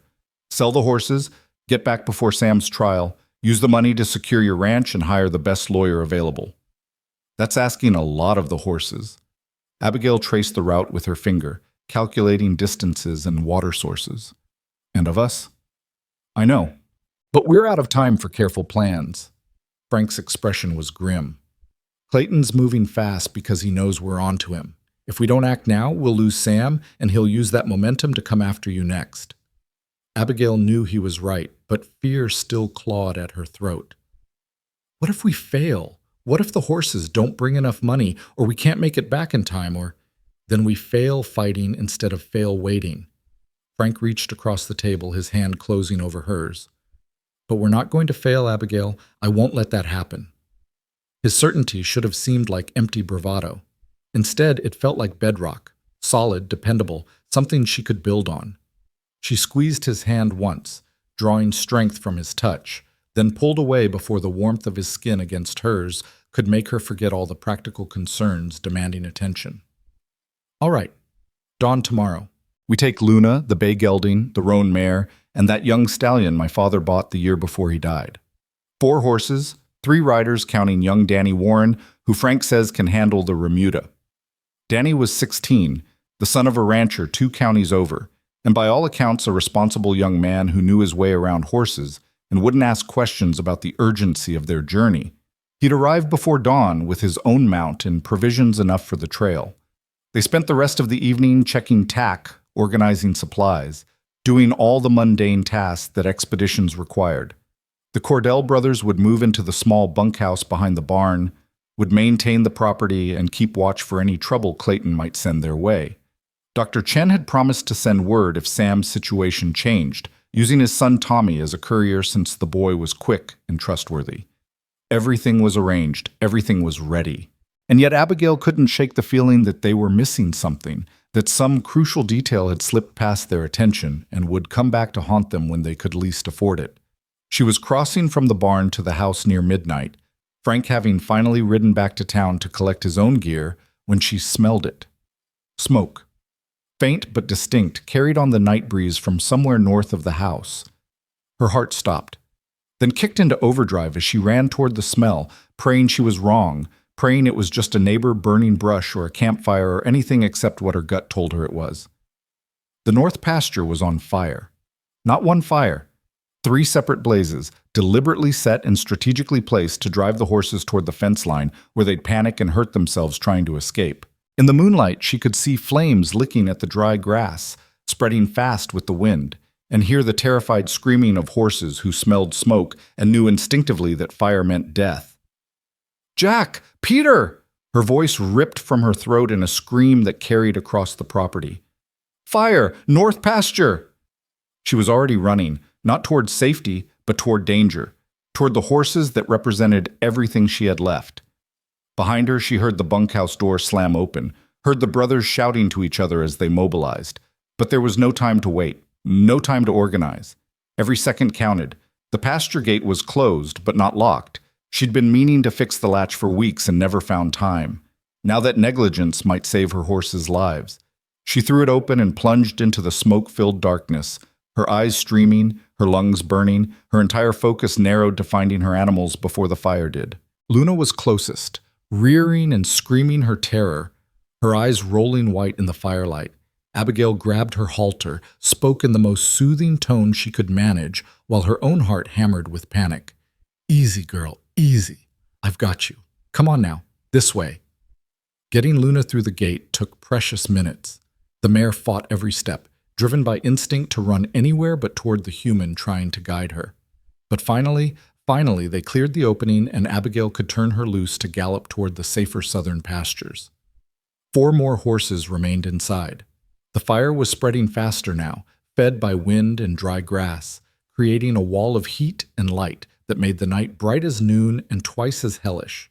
Jack and Peter appeared through the smoke, leading 2 horses between them, their faces blackened with soot. Two more inside, Abigail shouted over the roar of flames.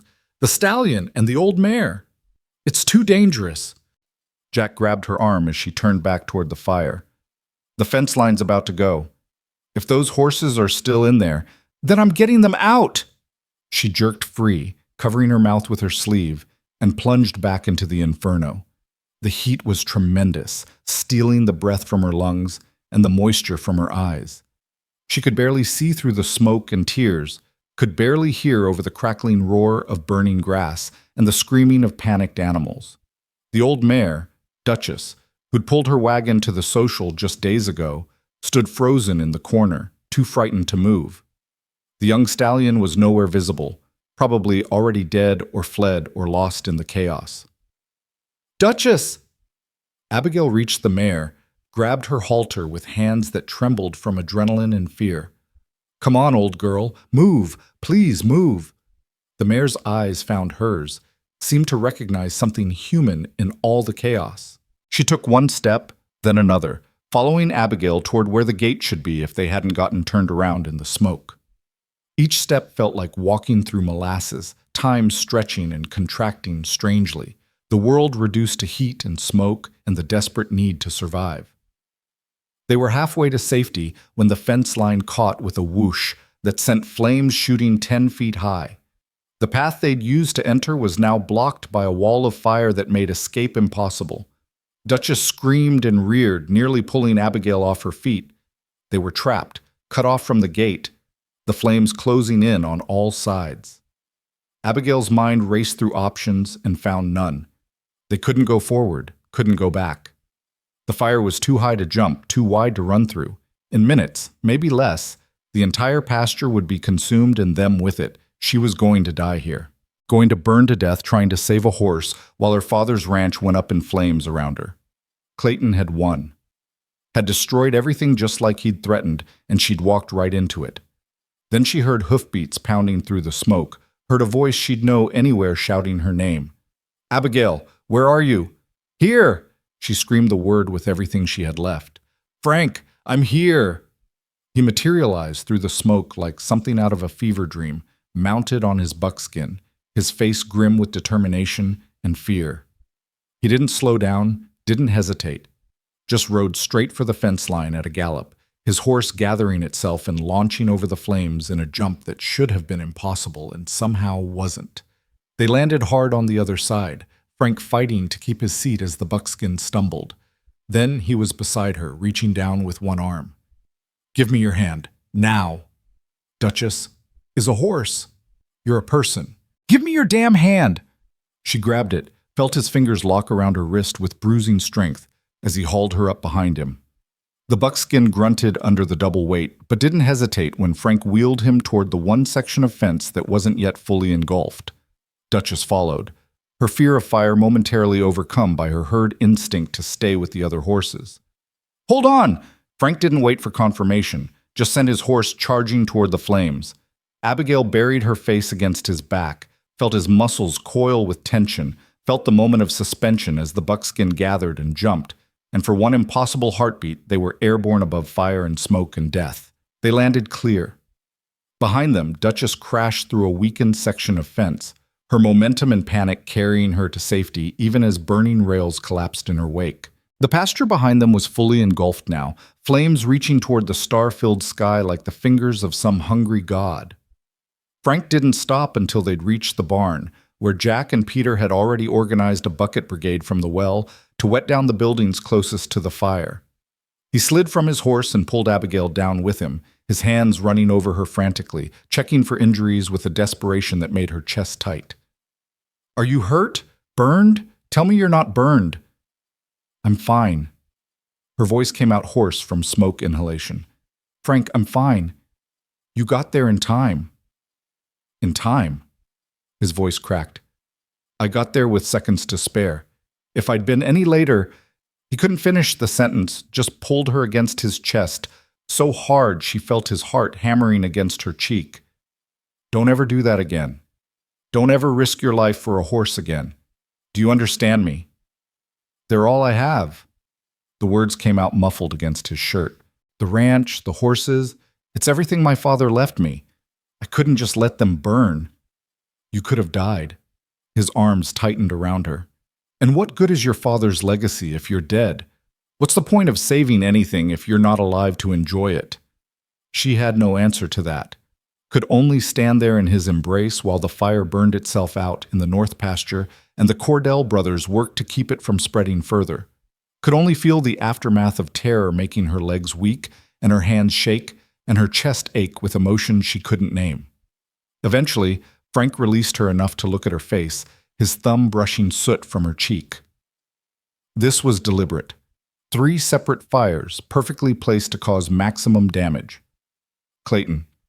Or someone acting on his orders. Frank's expression turned murderous. He's done being subtle, done with threats and pressure. Now he's actively trying to destroy you. We can't prove it was him.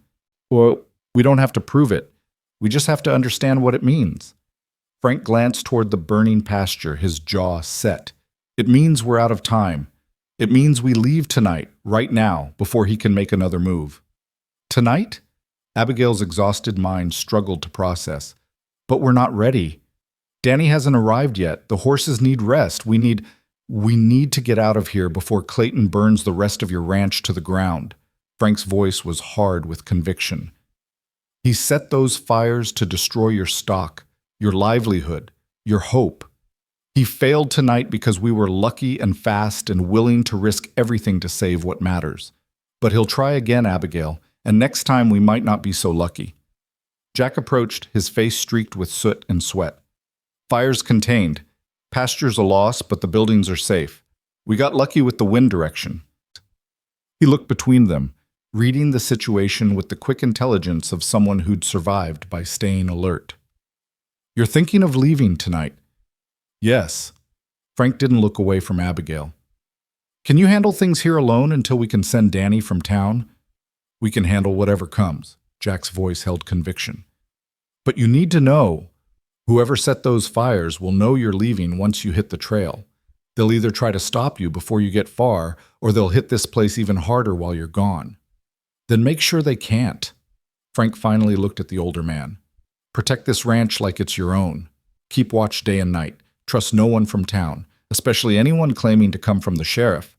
And if Clayton himself shows up, you tell him Miss Foster is away on business and you have orders to shoot trespassers.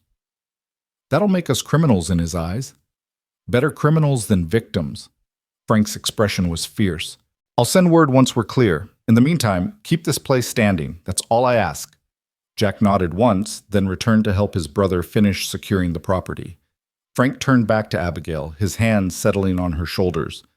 We're leaving in 1 hour. Enough time to wash the worst of the smoke off, grab what we can carry, saddle the horses we're taking. Everything else stays behind. Abigail wanted to argue, wanted to insist on proper preparation, on waiting for dawn, on all the sensible, careful things she'd been doing since her father died.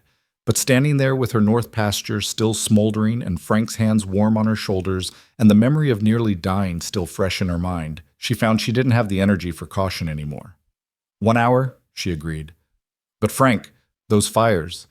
You said you'd return to town to get your gear. What made you come back? His expression turned grim. Instinct. I was at the livery stable saddling up when I got this feeling, like something was wrong, like I needed to be here. So I rode out fast as I could. He paused. When I crested that rise and saw the fire, saw the flames, and knew you were somewhere in the middle of it. His voice cracked. I've never been so terrified in my life. She reached up, her hand covering his where it rested on her shoulder. You saved me, saved Duchess, saved everything. This time, his thumb stroked across her collarbone. But Abigail, I need you to understand something. Where we're going, what we're about to do, it's dangerous. Not just the trail and the weather and the normal risks of travel. Clayton won't let us just ride away with your best stock. He'll either try to stop us or he'll use our absence to cement his claim on your property. Either way, we're walking into a situation where we might lose everything. I know. And you're willing to risk it anyway? She thought of her father, of the dreams he'd had for this ranch and the legacy he'd died protecting. Thought of Sam Miller sitting in a jail cell for a crime he didn't commit, his family suffering because he'd been kind to her. Thought of Martha and her children, of Dr. Chen's tired eyes, of every person in Silver Creek who'd been hurt by Clayton's ambition and corruption. And she thought of Frank Walker, this stranger who'd walked into her life with lies and stayed with truth, who'd pulled her from fire and promised to stand beside her no matter what came. "I'm willing to risk everything," she said quietly, "because the alternative is losing it anyway while doing nothing. At least this way we're fighting back." Frank's smile was fierce and proud. "Then let's make that bastard regret the day he decided to come after you." They moved through the next hour in controlled chaos. Abigail washed quickly, changed into her sturdiest riding clothes, packed a small bag with essentials and the documents proving her ownership of the ranch and the horses.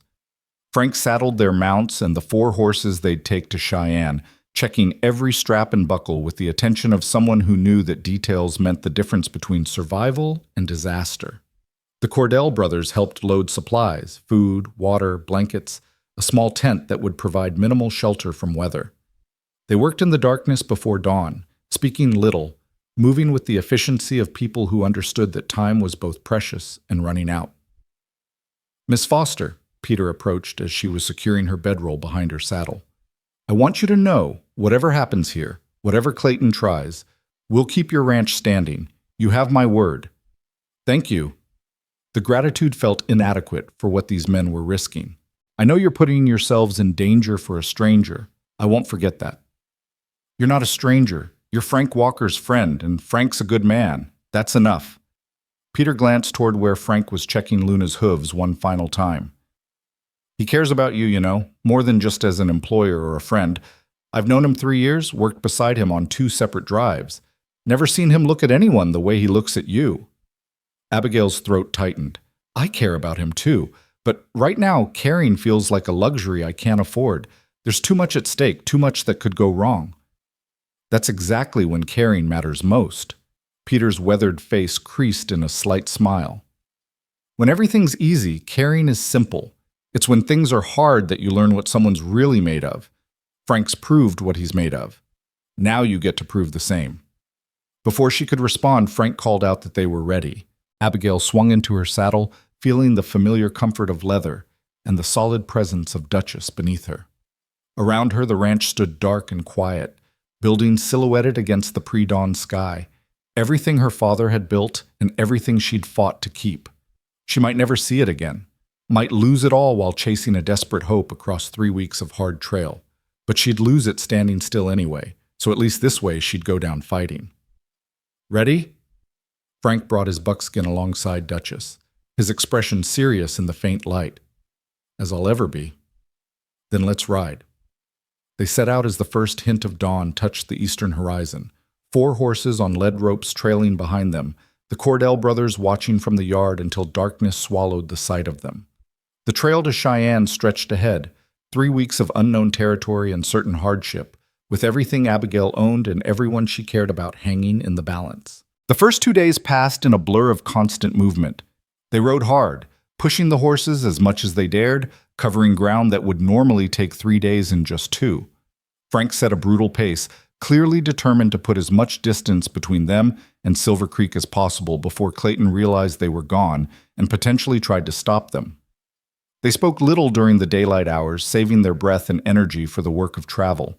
But at night, when they'd made camp and the horses were tended and they sat by a small fire beneath a sky full of stars, the walls between them began to crumble. "Tell me what happened 3 years ago." Abigail's voice broke the comfortable silence on their 3rd night out. "You mentioned watching a man die because you didn't step in. What happened?" Frank was quiet for so long she thought he wouldn't answer. Then he said, "His name was David Martinez.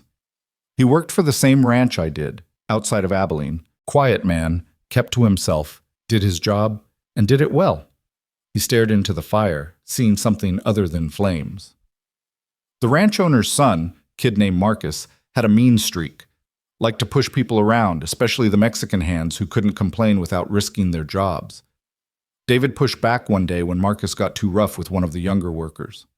And Marcus didn't like that. Marcus got his friends, all ranch owners' sons, all convinced they were above consequences. They waited until David was alone in town, then beat him bloody in an alley behind the saloon. Frank's hands clenched. I was there, saw it start, saw David go down. And I stood there telling myself it wasn't my fight, that getting involved would just get me fired or worse. You were scared. I was a coward. The words came out harsh, self-condemning. David died 2 days later from internal bleeding. The local sheriff, who was Marcus's uncle, ruled it an accident. Said David had been drunk and fell. Everyone knew the truth, but no one said anything because the ranch owner had too much power and crossing him meant losing your livelihood. Abigail reached across the space between them, her hand finding his. You were young and alone and facing people with all the power. That's not cowardice. That's survival. It felt like cowardice. Still feels like it. He turned his hand over, lacing his fingers through hers. I left that ranch the next day. Started moving, never staying anywhere long enough to form attachments, never letting myself care enough about anything to risk facing that choice again. He met her eyes across the firelight. Until I walked into that social and saw Clayton putting his hands on you, and suddenly I had to choose, walk past like I did with David, or step in and damn the consequences. I'm glad you chose to step in. So am I. His thumb stroked across her knuckles. Because knowing you, fighting beside you, having something worth protecting again, it's given me back something I thought I'd lost that night in Abilene. Purpose. Direction. A reason to stop running. The fire crackled between them, sending sparks spiraling up toward the infinite stars. Somewhere in the distance, a coyote howled, and the horses shifted restlessly in their picket. But Abigail barely noticed any of it, too focused on the man across from her and the vulnerability in his eyes. What happens after? She asked quietly. After we sell the horses and return home and hopefully save everything we're trying to save. What happens to us? What do you want to happen?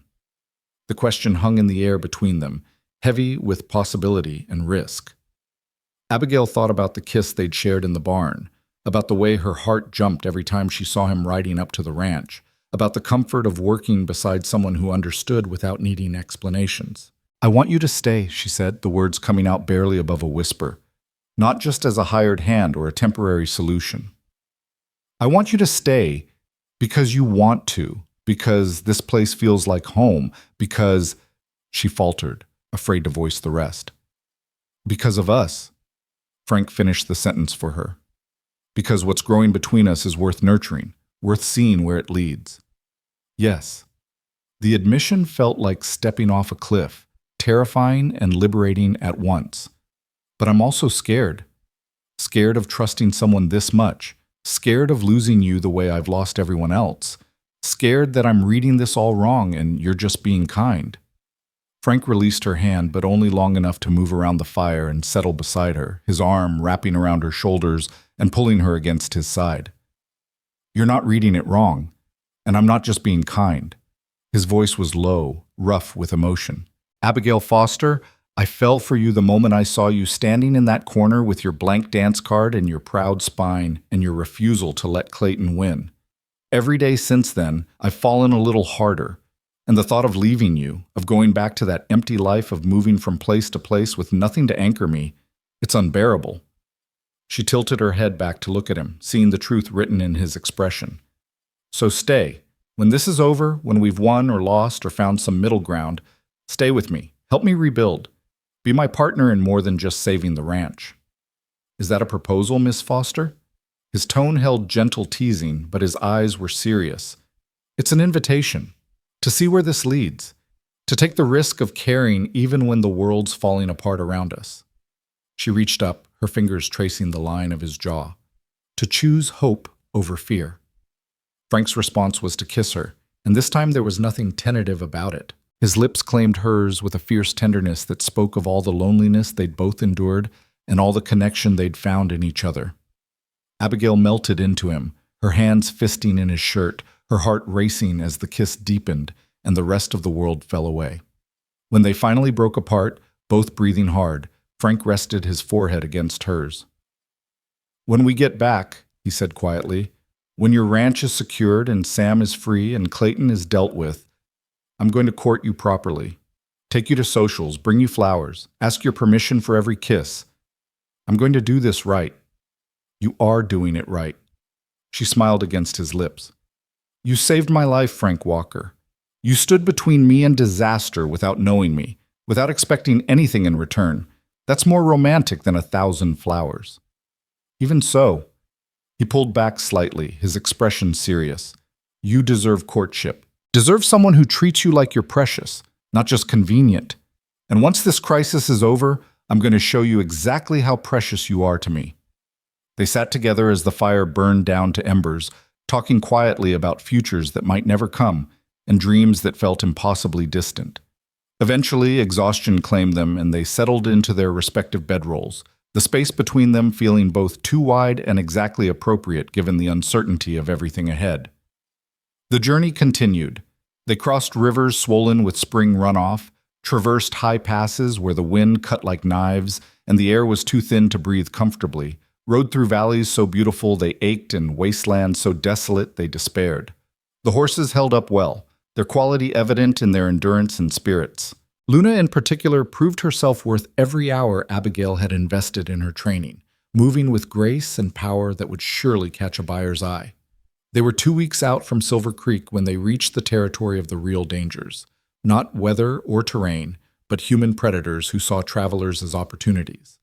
Frank's vigilance increased, his hand never far from his rifle, his eyes constantly scanning the horizon for threats. On their 15th night, those threats materialized. They'd made camp in a box canyon that offered protection from wind and good grazing for the horses. Abigail was tending the fire while Frank checked the animals one final time before full dark. She heard his sharp whistle, their agreed-upon signal for danger, and looked up to see 3 riders silhouetted against the dying light at the canyon's entrance. Her blood turned to ice. Even at this distance, even in the failing light, she recognized the lead rider's build, the set of his shoulders, the way he sat his horse with arrogant confidence. Sheriff Clayton had found them. And judging by the men flanking him and the weapons they carried, he hadn't ridden all this way just to talk. Frank appeared at Abigail's side so quickly she barely saw him move, his rifle already in his hands, his body positioned between her and the 3 riders. "Stay behind me," he said quietly, his voice carrying the kind of deadly calm that spoke of a man who'd faced violence before and survived it. "Whatever happens, stay behind me."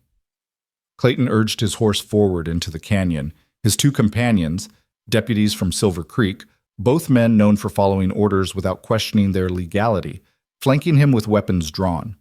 In the fading light, Clayton's smile was visible even at this distance, cold and triumphant. "Miss Foster, Mr. Walker," Clayton's voice echoed off the canyon walls. "You've led us on quite a chase, 2 weeks tracking you across some of the most unforgiving country in the territory. I hope whatever you're running toward is worth it." "We're not running." Abigail stepped out from behind Frank despite his warning, her spine straight, her voice steady even as her heart hammered against her ribs. "We're conducting legitimate business, taking horses to market in Cheyenne." "Is that what you call it?"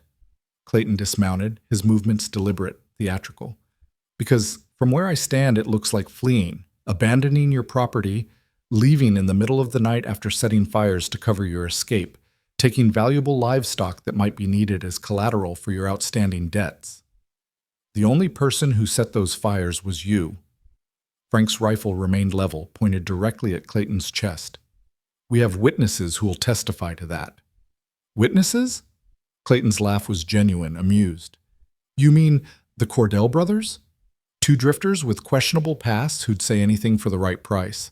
Or perhaps Dr. Chen, whose testimony about Sam Miller's whereabouts is looking increasingly unreliable, given new evidence that surfaced." Abigail's stomach dropped. "What new evidence?" "Seems the good doctor's logbook has some interesting discrepancies, pages that might have been altered, dates that don't quite match other records." Clayton's smile widened. "Makes a man wonder what else he might be lying about to protect his friends."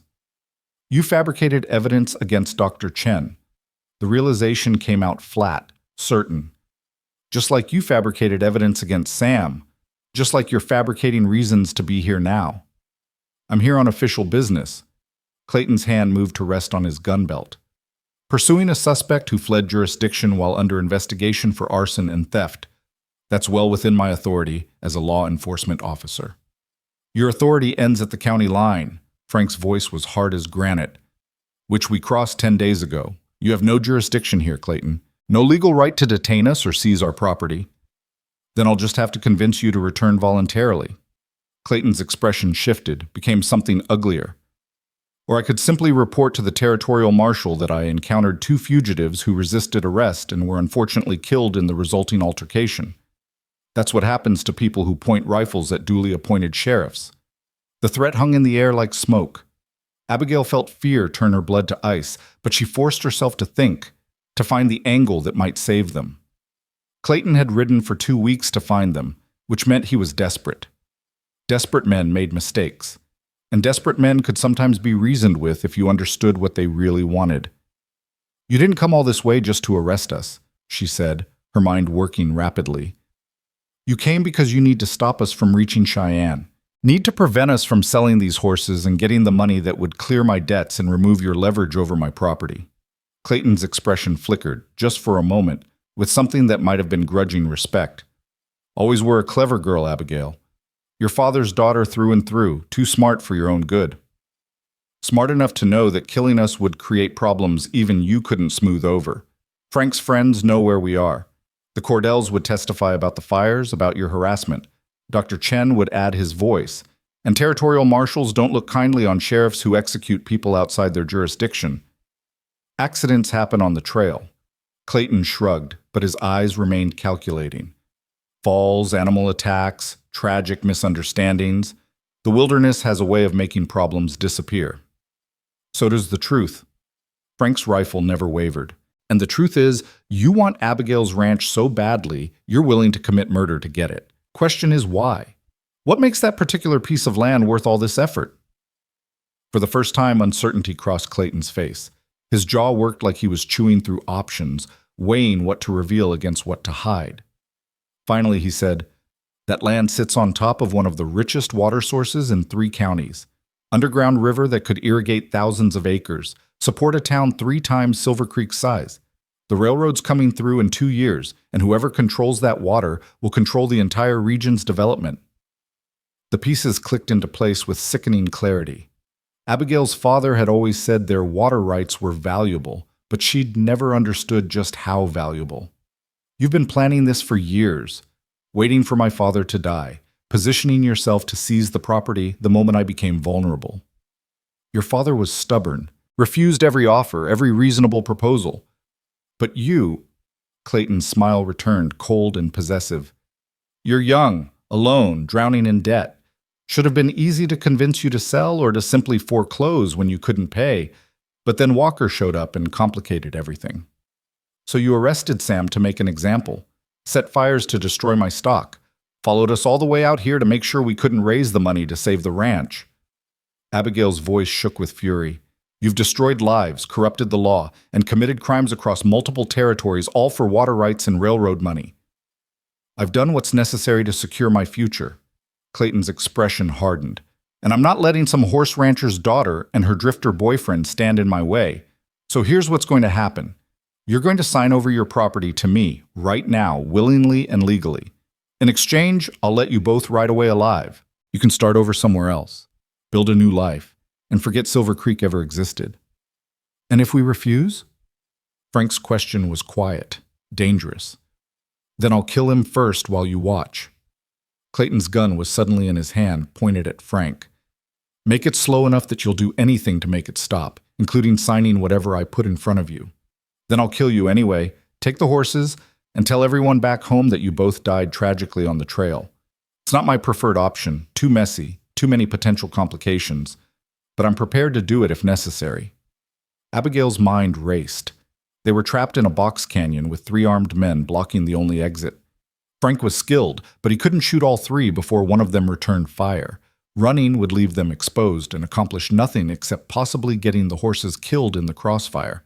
Fighting seemed impossible. Surrendering seemed worse. Unless she could buy time. Unless she could stall long enough for an opportunity to present itself.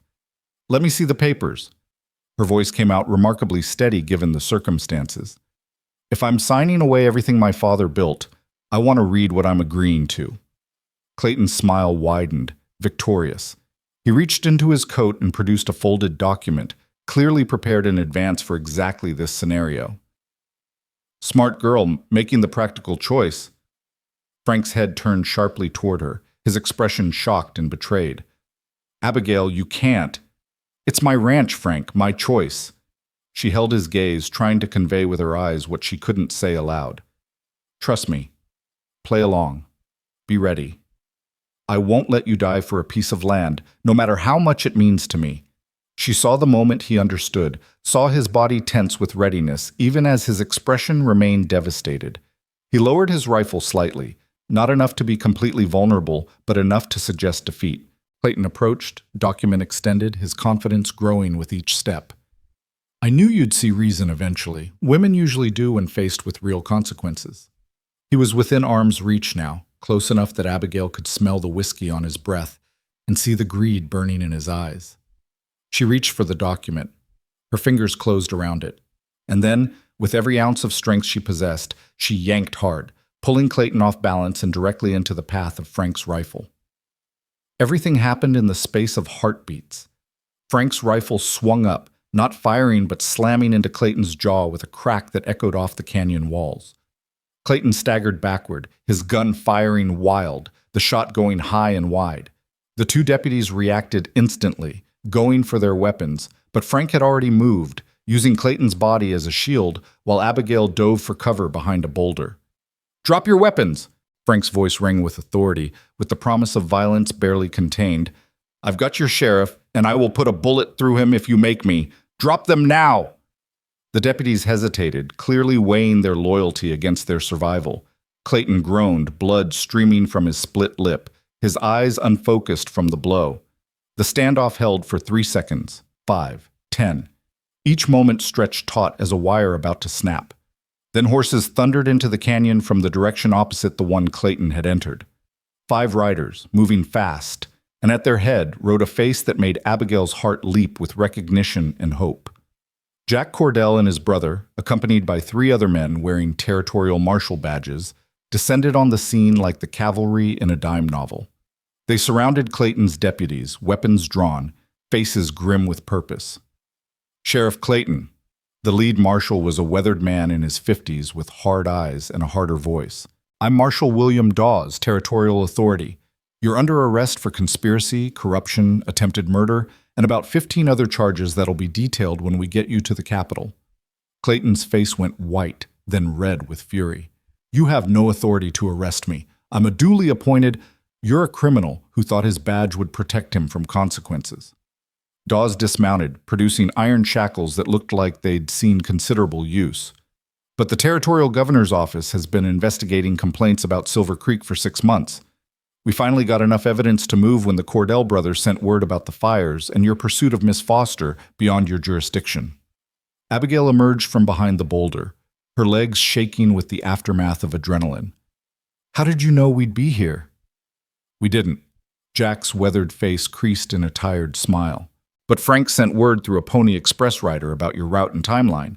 When Clayton left Silver Creek in pursuit, we figured he'd catch up to you somewhere along this stretch. Been riding hard for 4 days to get here before things went completely wrong. 4 days. Frank lowered his rifle finally, exhaustion evident in every line of his body. You rode 4 days without stopping? Would have ridden 8 if we had to. Peter moved to help the marshals secure Clayton and his deputies. Nobody threatens our friends and gets away with it. The next hour passed in a blur of explanations and legal procedures.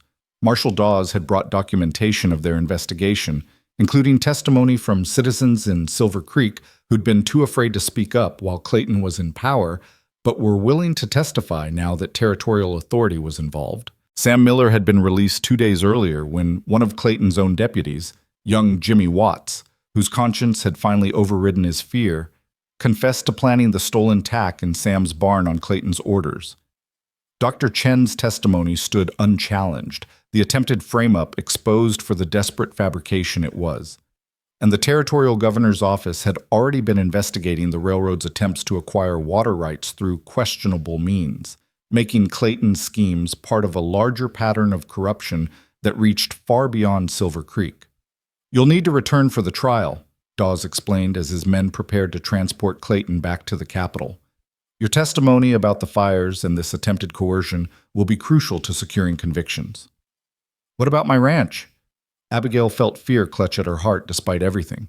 The debts, the foreclosure date, the governor's office has frozen all proceedings related to your property pending the outcome of the investigation. Given Clayton's involvement in pressuring creditors and manipulating the legal system, there's grounds to review every debt and lien filed against your ranch in the past year. Dawes's expression softened slightly. You'll still owe money, Miss Foster, but you'll owe it to legitimate creditors on legitimate terms, not to vultures like Clayton who were using the law as a weapon. Relief flooded through her so powerfully her knees went weak. Frank's arm came around her waist, steadying her, and she leaned into his strength gratefully. Clayton, shackled and defeated, looked at them with pure hatred burning in his eyes. This isn't over. I have friends, influence. You think one investigation will— Your friends are facing their own investigations. Dawes cut him off coldly. Your influence died the moment we gathered enough evidence to move.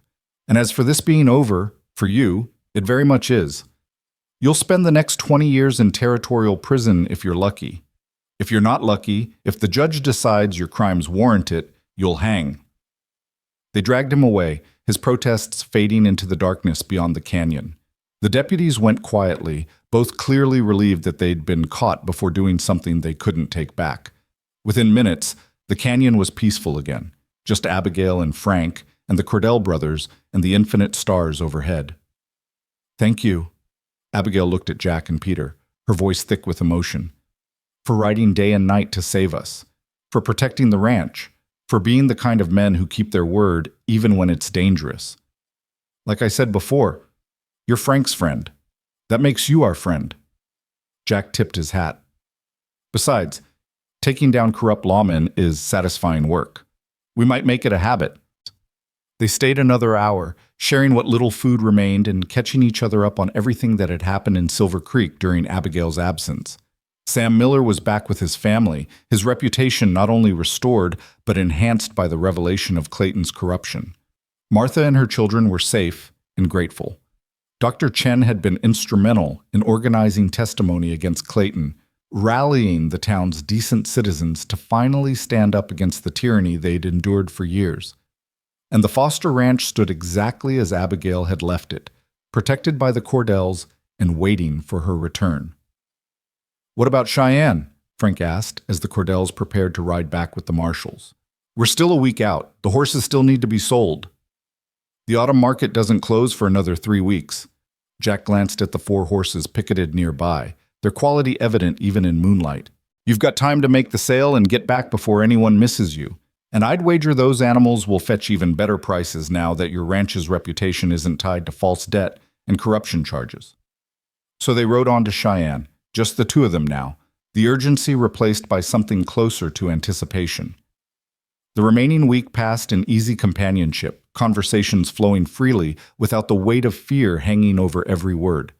They talked about everything and nothing, childhoods and dreams, losses and hopes, the small details that built understanding between 2 people learning to trust each other completely. Cheyenne rose from the plains like a promise kept, its buildings sprawling along the rail line, its auction yards filled with buyers from across the west. Frank had been right about the prices.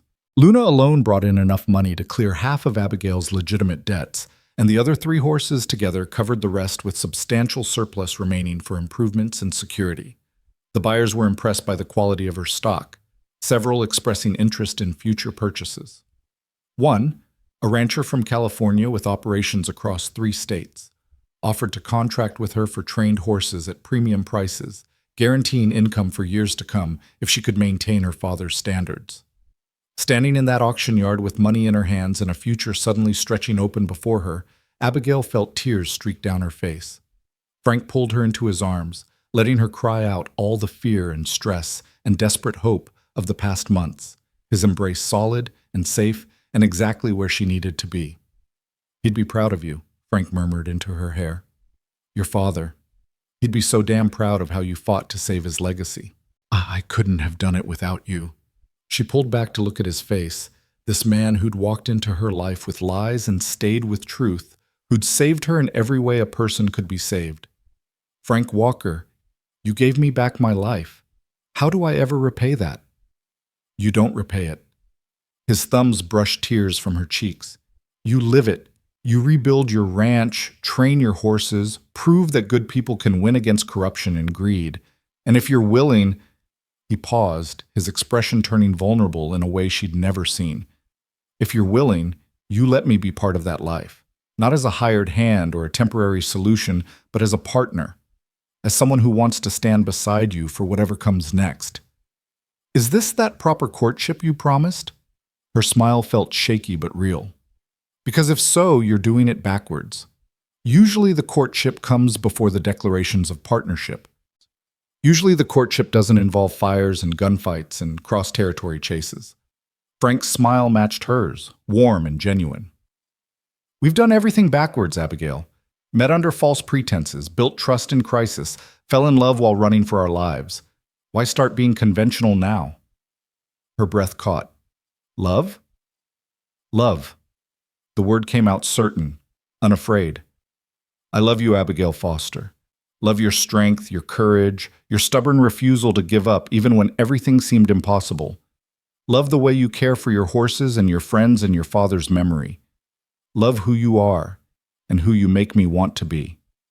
He took her hands, his grip warm and steady. And if you'll have me, I want to spend the rest of my life proving that love to you every single day. Abigail had spent so long being careful, being practical, protecting herself from the pain of loss and disappointment.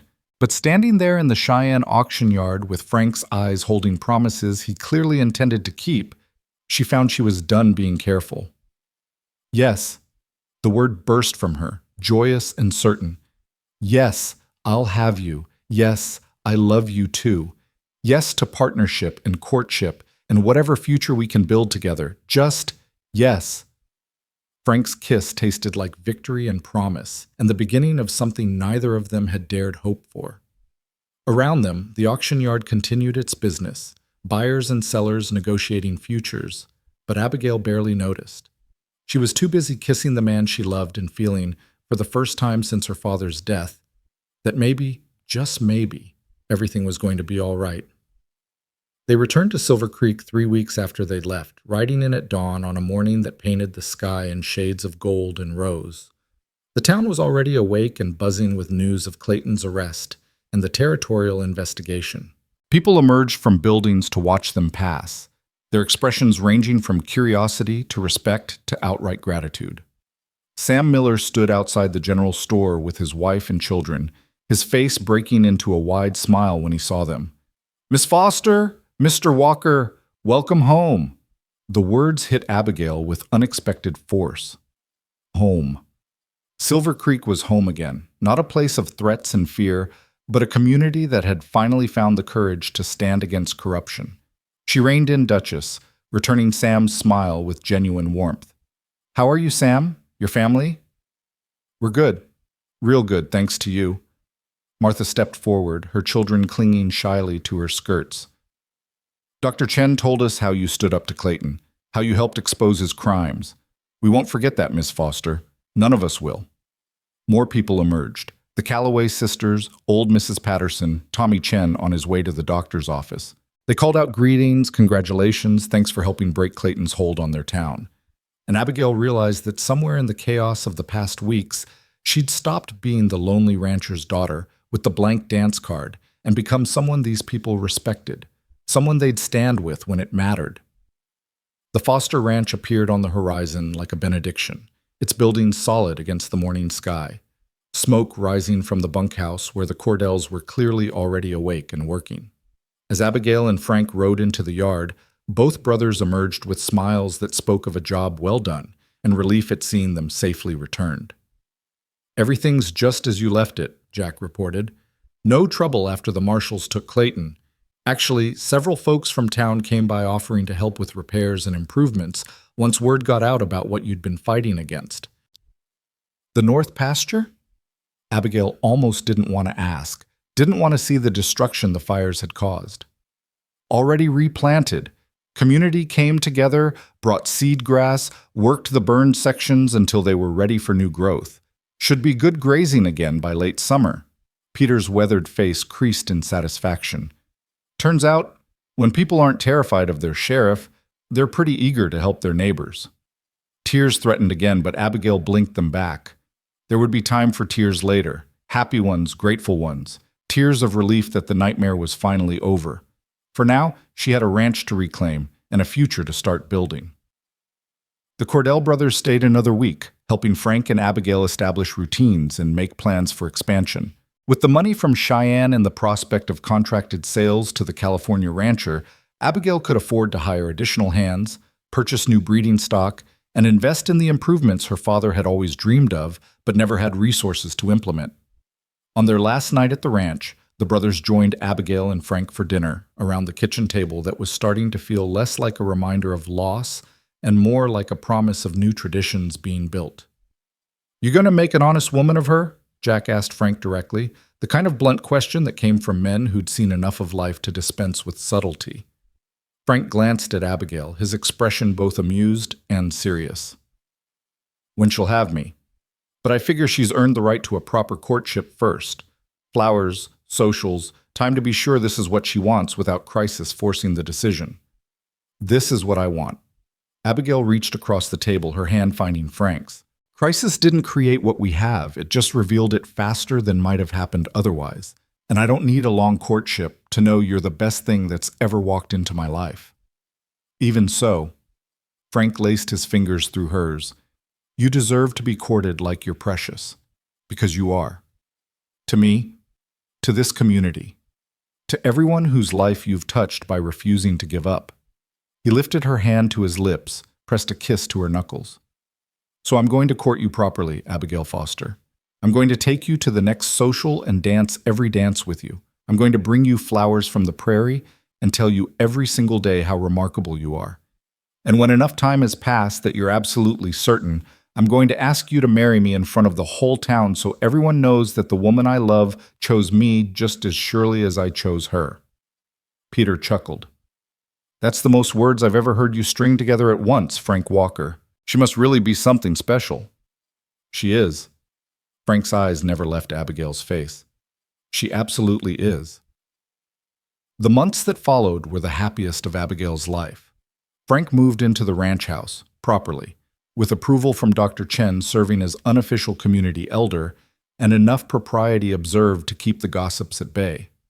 They worked side by side, rebuilding what Clayton had tried to destroy, training horses that quickly gained a reputation for quality that reached far beyond Silver Creek. True to his word, Frank courted her with a dedication that was both touching and slightly comical. He brought her wildflowers every morning. He accompanied her to socials where they danced until the musicians begged for mercy. He asked permission before every kiss as if she were some delicate thing that might break, despite having seen her ride through fire and face down corrupt lawmen without flinching. And slowly, carefully, they built something neither had expected to find. A partnership based on equality and respect, a love grounded in shared values and tested by fire, a future that stretched ahead bright with possibility. Clayton's trial concluded with convictions on all charges. He was sentenced to 25 years in territorial prison, a punishment severe enough to send a message about corruption, but just short of execution. Several of his co-conspirators received similar sentences. The railroad's attempts to manipulate land acquisitions were thoroughly investigated, resulting in reformed regulations and protections for property owners across the territory. Sam Miller received official exoneration and compensation for his wrongful imprisonment. Dr. Chen was honored by the Territorial Medical Board for his role in exposing corruption. And the Foster Ranch became the premier horse training operation in 3 counties, its reputation for quality and integrity drawing buyers from across the West. 6 months after their return from Cheyenne, on a clear autumn evening when the prairie grass rippled like gold beneath a sky full of stars, Frank Walker took Abigail Foster to the exact spot where he'd first ridden onto her property at dawn all those months ago. "This is where it started," he said, dismounting and helping her down from Duchess, "where I first saw your ranch and thought maybe, just maybe, I'd found a place worth stopping for." "And now?" Abigail looked around at the land that was finally fully hers. No debts, no threats, no shadows hanging over its future. "Now I know for certain." Frank took both her hands, his expression serious and tender. "Abigail Foster, You are the bravest, strongest, most remarkable woman I've ever known. You saved your father's legacy, saved your community from corruption, and somehow managed to save a broken cowboy who thought he'd never find home again. He dropped to one knee and Abigail's breath caught in her throat. I love you more than I thought it possible to love anyone. And if you'll have me, I want to spend the rest of my life standing beside you, facing whatever comes, building a future worthy of everything you fought to protect. Will you marry me? The answer came without hesitation, without doubt, without any of the careful protection she'd wrapped around her heart for so long. Yes. Yes, Frank Walker, I'll marry you. Today, tomorrow, whenever you want. Just yes. He stood and swept her into his arms, spinning her around while she laughed with pure joy. When he finally set her down, his kiss was deep and thorough and full of promises about their wedding night that made her blush and laugh simultaneously. Soon, she said when they finally broke apart, both breathing hard. Let's get married soon. I'm tired of propriety and courting and sleeping in separate rooms. I want you as my husband, officially and completely. Next month. Frank's grin was wide and genuine. We'll have the wedding at the church in town, invite everyone, and then spend a week in Cheyenne celebrating. How does that sound? Perfect. She pulled him close again, resting her head against his chest and listening to his heartbeat. It sounds absolutely perfect. They married on a crisp November morning with the entire town of Silver Creek in attendance. Sam Miller gave Abigail away in her father's absence, his eyes bright with tears of gratitude and joy. Martha and the Calloway sisters served as attendants, all of them wearing new dresses and smiles that spoke of genuine happiness. Dr. Chen performed the ceremony with dignity and warmth, speaking about love tested by fire and partnerships built on mutual respect and courage. And when Frank kissed his bride, when Abigail Foster became Abigail Walker in front of everyone who'd watched her fight and struggle and ultimately triumph, the cheering could be heard clear across the prairie. The reception lasted until well past midnight, with dancing and food and toasts that ranged from heartfelt to hilarious. The Cordell brothers had returned for the occasion, bringing with them stories of their own adventures and promises to visit whenever they passed through the territory. Tommy Chen gave a speech about bravery that made everyone cry. Even old Mrs. Patterson danced, her husband swinging her around like they were young again. But eventually, the celebration wound down. Frank and Abigail slipped away to the ranch house that was now officially theirs, not hers alone or his by courtesy, but theirs together. They stood on the porch, looking out at the moonlit prairie, at the horses moving peacefully in the pastures, at the land that had been worth fighting for and the future they'd built together through courage and determination and love. Happy? Frank asked, his arm around her waist, pulling her close against the evening chill. Happier than I ever thought possible. Abigail leaned into his warmth, feeling safe and cherished, and exactly where she belonged. 6 months ago, I was standing alone at a social with a blank dance card, thinking I'd face everything by myself. And then you walked through those doors and changed my entire life. She's taken, Frank murmured, echoing the words that had started everything. That's what I said that night, and I meant it. From that moment on, you were taken, protected, valued, claimed by someone who saw your worth when others saw only vulnerability. And now? Now you're taken for good. He turned her in his arms, his hands cradling her face, his eyes holding promises about the wedding night ahead and the lifetime beyond it. Taken by choice, by love, by the kind of partnership that weathers every storm and comes out stronger.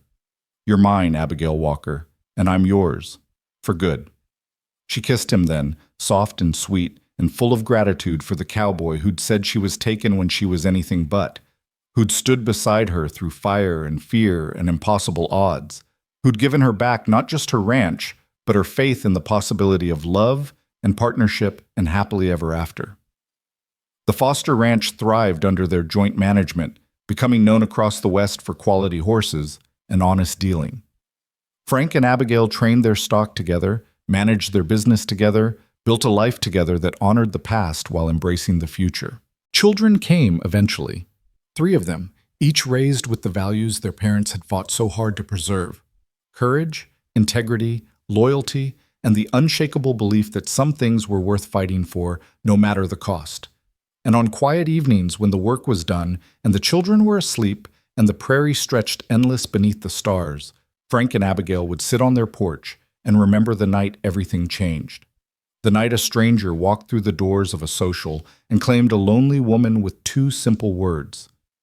The night that fear became hope and solitude became partnership, and a blank dance card became the beginning of a love story that would last a lifetime. She was taken.